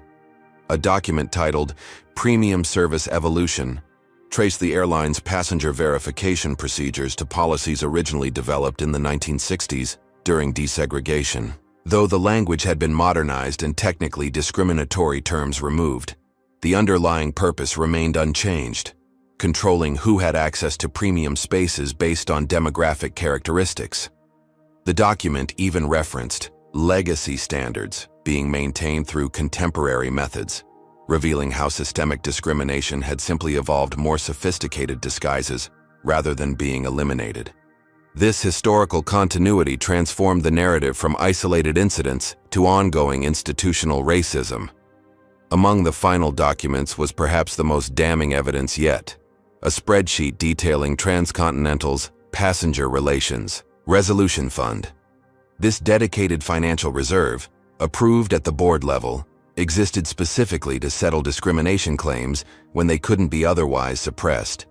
The fund documentation explicitly categorized complaints by passenger, race, with different standard settlement ranges for different groups. The systematic nature of this approach proved discrimination wasn't an accident, but an anticipated cost of doing business. one the airline had carefully budgeted for. Morgan and Xavier exchanged looks of disbelief as they realized the extent of what they had uncovered. This wasn't just evidence of discrimination against one passenger. It was the blueprint for an entire system designed to exclude while avoiding legal consequences. Late that evening, as they organized the overwhelming evidence, Xavier received a call from his investigator. "I found Diane Reynolds," he reported. "She's willing to meet tomorrow morning. Says she has additional documentation we haven't seen yet." For the first time in weeks, genuine hope replaced Morgan's exhaustion. The whistleblower files alone might have been enough to turn the tide, but Reynolds' testimony could provide the human element needed to make the evidence truly compelling. As Morgan finally returned to her apartment that night, she felt the balance of power had shifted definitively. Transcontinental had built elaborate systems to hide their discrimination, but those very systems had created the paper trail that would ultimately expose them. Their own meticulous documentation of prejudice would become the evidence that brought them down. The meeting with Diane Reynolds transformed their strategy entirely. The former compliance officer arrived at Xavier's office with not only her own extensive records, but a detailed understanding of Transcontinental's vulnerabilities. "They've convinced themselves they're untouchable," she explained, sorting through her files. "That arrogance creates blind spots we can exploit." A poised woman in her 50s with 30 years of aviation industry experience, Reynolds had documented every discriminatory policy she encountered, preparing for exactly this moment. "I knew someone would eventually build a case strong enough to matter. I just didn't expect it would require someone of your professional caliber being victimized so publicly." Her validation of Morgan's experience carried special weight, coming from someone who had witnessed the system from the inside for years. With Reynolds' guidance, Xavier and Morgan developed a multi-channel approach to release their evidence for maximum impact. Rather than filing everything in court at once, where it could potentially be sealed through procedural maneuvers, they created a strategic distribution plan. Key documents were shared simultaneously with regulatory agencies, congressional oversight committees, and trusted journalists at various publications. "No single point of suppression," Xavier explained as they finalized preparations. "If they shut down one avenue, the evidence continues flowing through others." By the following morning, their carefully curated evidence packages had reached the Department of Transportation, Federal Aviation Administration, Equal Employment Opportunity Commission, and select congressional staff with oversight responsibilities. For transportation industries, the coordinated release created immediate ripples. By mid-afternoon, 3 major news organizations had published detailed exposés on Transcontinental's discriminatory systems, each highlighting different aspects of the evidence. Social media exploded with outrage as internal emails showing executives' casual racism circulated widely. Aviation industry publications raised serious questions about regulatory compliance, while business press focused on the financial implications of potential penalties and boycotts. Most significantly, civil rights organizations mobilized their considerable resources behind the case, transforming it from one passenger's experience to a landmark battle against corporate discrimination. The narrative had irrevocably shifted from Morgan versus Transcontinental to a systemic challenge of industry-wide practices. The evidence release coincided with Xavier filing amended legal documents formally establishing their class action lawsuit. The plaintiff list had grown to 63 individuals with documented discrimination experiences on transcontinental flights, creating a pattern too substantial to dismiss as isolated incidents. The filing included Reynolds' sworn affidavit, detailing how she had been terminated for raising discrimination concerns internally. Most powerfully, it contained the recording of transcontinental executives specifically targeting Morgan for verification after her customer service complaint. The judge, who had previously seemed potentially biased, now faced a case with public scrutiny too intense to allow procedural favoritism. Within hours, the court calendar was adjusted to accelerate hearing dates, a small but significant indication of changing dynamics. Morgan's public standing transformed virtually overnight. Media outlets that had previously questioned her credibility now sought exclusive interviews. Xavier carefully managed these requests, arranging for Morgan to appear on a respected Sunday morning news program with a reputation for substantive policy discussions. Unlike previous defensive interviews, Morgan now spoke from a position of documented evidence and growing public support. "This case has never been about just me," she explained calmly to millions of viewers. "It's about challenging systematic discrimination designed to make certain spaces unwelcoming to people who look like me, regardless of their credentials or accomplishments."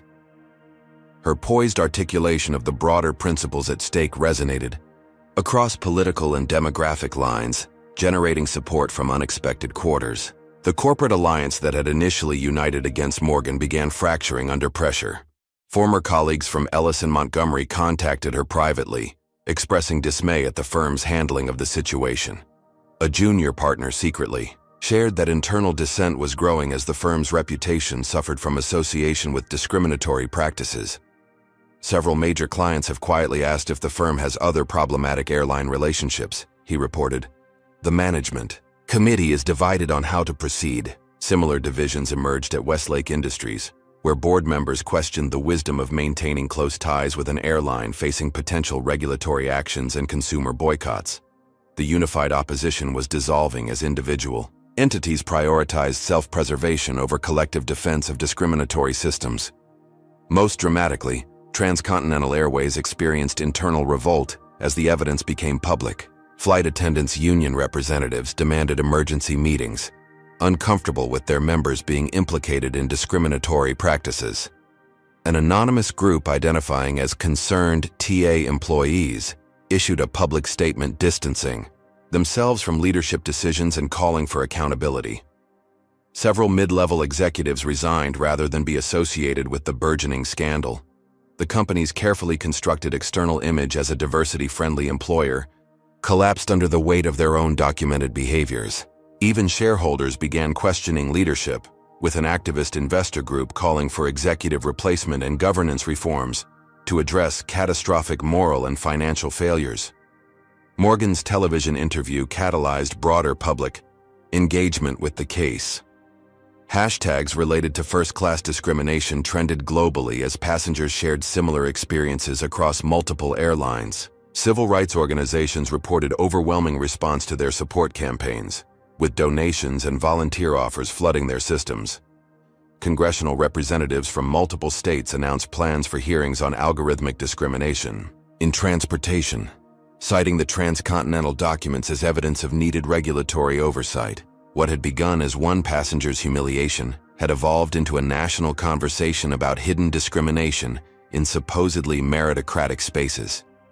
9 days after the evidence release, Transcontinental Airways Board of Directors called an emergency session that lasted 14 hours. By morning, they announced James Whitfield had been placed on administrative leave pending investigation of policy oversight failures, with CFO Patricia Hernandez appointed interim CEO. The accompanying statement acknowledged serious concerns about passenger verification procedures and promised comprehensive review of all practices that may have enabled discriminatory outcomes. Though carefully worded to limit legal liability, the announcement represented their first substantive retreat from denying discrimination entirely. Within hours, Richard Ellis issued a similar statement, announcing his temporary step back from managing partner responsibilities while the firm examines its client relationship protocols. The architects of Morgan's professional destruction were experiencing parallel falls from grace. The cascade of accountability accelerated when congressional subpoenas were issued to Trevor Richardson and other key executives involved in developing and implementing the passenger verification systems. No longer protected by corporate damage control, these individuals faced personal legal exposure for their documented actions. Richardson's attorney contacted Xavier about potential cooperation in exchange for consideration, a remarkable reversal from his previous racist comments about Morgan. Similar approaches came from other executives suddenly eager to position themselves as reluctant participants rather than enthusiastic architects of discriminatory systems. The unified defense had completely collapsed, replaced by individual scrambles for self-preservation. By week's end, Morgan received an unexpected invitation. The newly appointed interim CEO requested a private meeting to discuss constructive resolution of outstanding issues and necessary structural reforms. Unlike previous settlement approaches, this invitation specifically mentioned addressing systemic factors and included no preconditions regarding confidentiality. Xavier advised cautious engagement. They're finally serious about actual change, not just containing damage. The power dynamic had fundamentally shifted. Morgan was no longer a victim seeking redress, but a central figure whose involvement was necessary for the airline's rehabilitation. As she prepared for this pivotal meeting, Morgan reflected on how completely the tables had turned. The same corporation that had attempted to destroy her now needed her participation in their redemption narrative. The question was no longer whether she would achieve justice, but how comprehensively she could transform the systems that had enabled discrimination in the first place. 6 months later, Morgan stood at a podium in the grand ballroom of the Westfield Hotel, addressing the annual conference of the National Transportation Equity Alliance. Behind her, a banner proclaimed the conference theme, "Equal Access Across All Classes." The audience included aviation executives, regulatory officials, civil rights advocates, and legal professionals, many of whom had been directly involved in the landmark settlement agreement, now transforming industry practices. What began as a moment of humiliation became a movement for accountability, Morgan told the attentive crowd.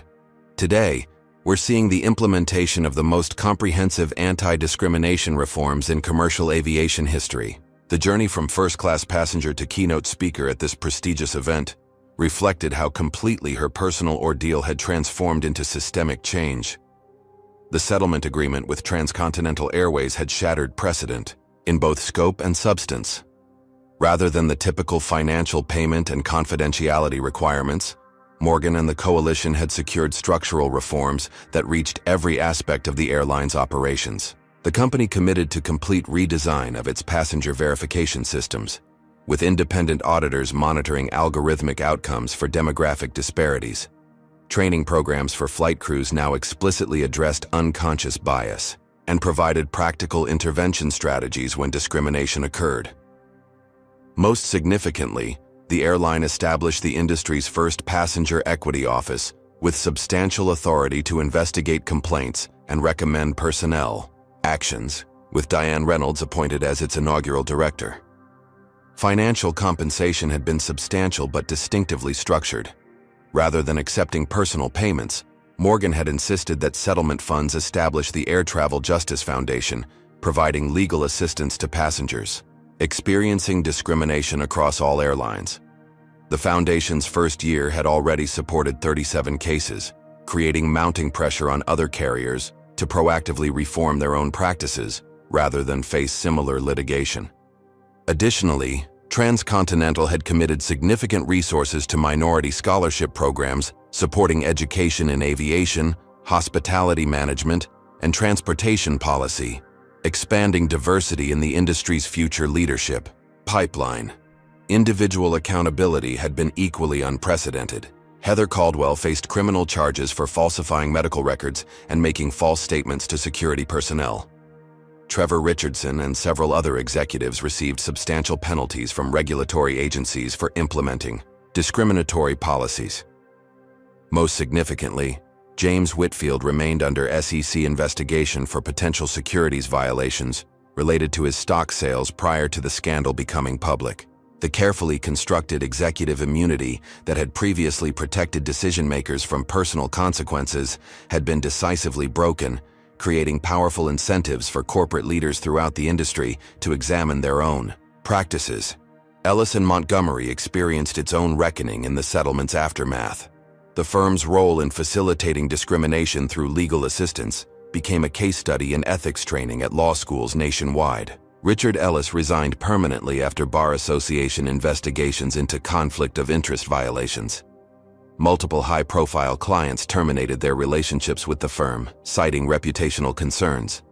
From this decimated foundation, a reformed management committee implemented comprehensive ethical oversight processes and established one of the legal industry's most progressive diversity initiatives.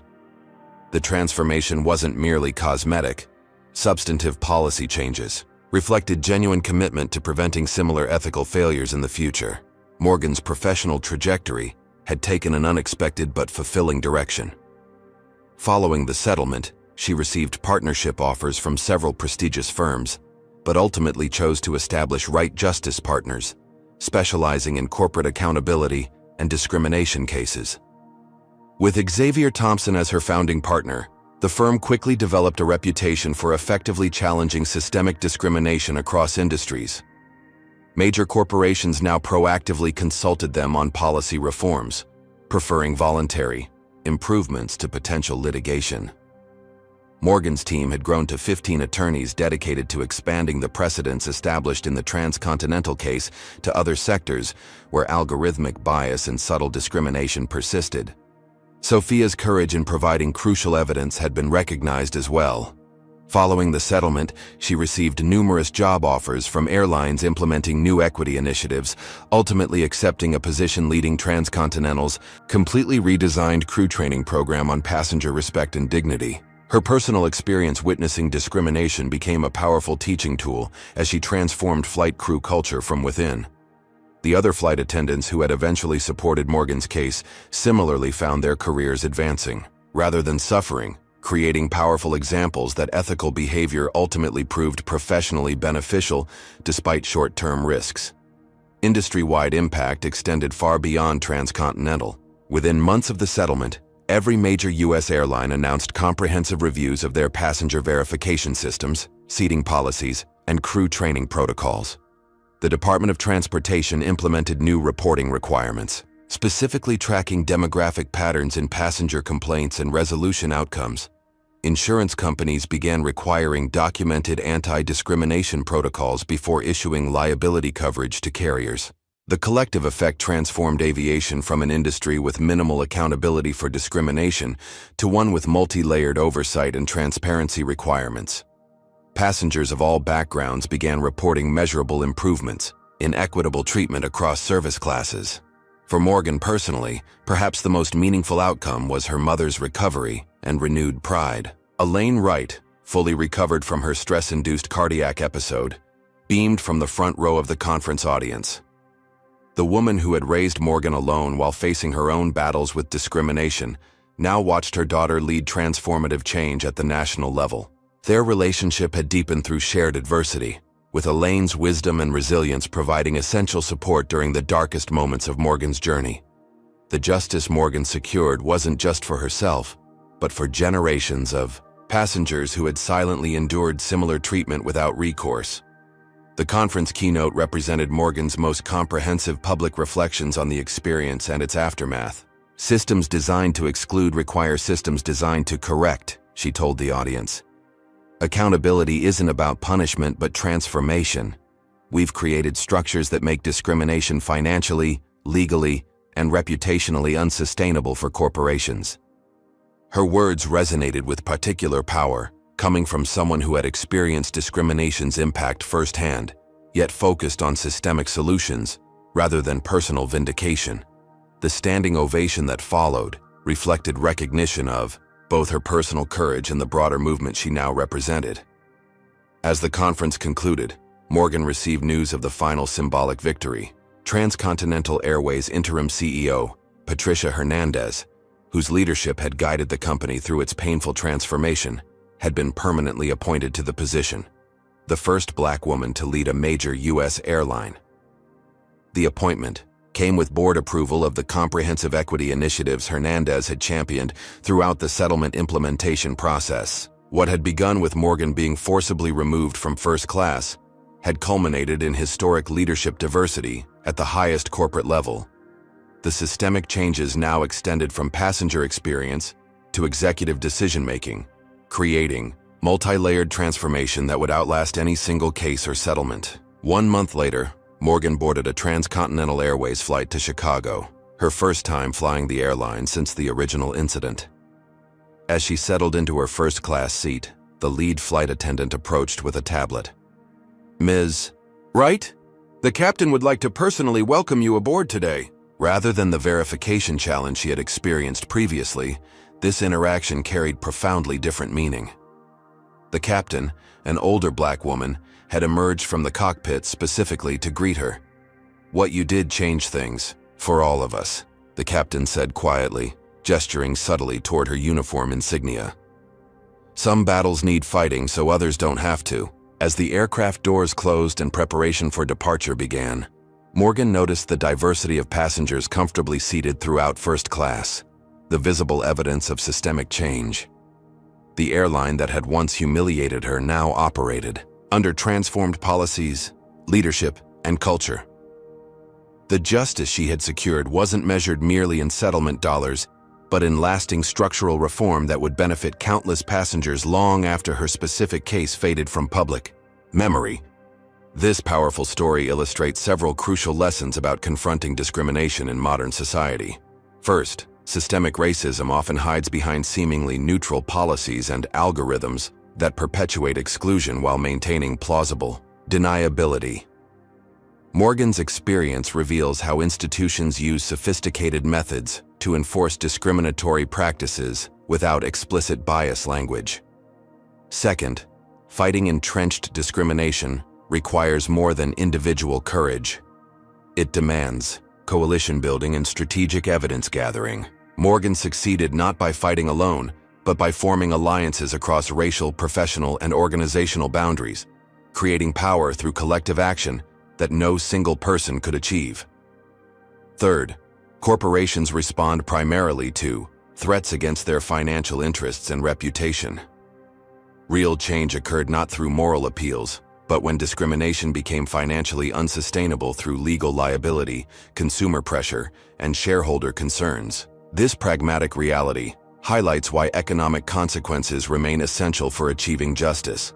Perhaps most importantly, the story demonstrates that true justice extends beyond individual compensation to systemic transformation. Morgan's victory wasn't measured in settlement dollars, but in structural reforms that would benefit countless future passengers.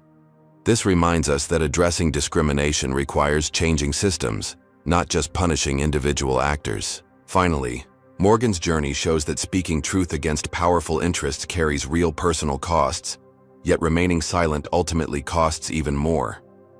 The path to justice is rarely smooth, but persistent advocacy can transform individual suffering into lasting change that benefits society's most vulnerable members. Have you ever witnessed or experienced discrimination that was disguised as policy or procedure? Would you have had the courage to stand up like Morgan did when faced with such injustice? Comment below with your thoughts on how we can better recognize and challenge systemic discrimination in everyday situations. If this story resonated with you, please hit the like button and subscribe to our channel for more powerful narratives that expose the reality of modern discrimination. Share this video with someone who needs to understand how racism operates in supposedly post-racial environments. Together, we can build the awareness and solidarity needed to create more equitable systems. Thank you for watching, and remember, justice requires both courage and community.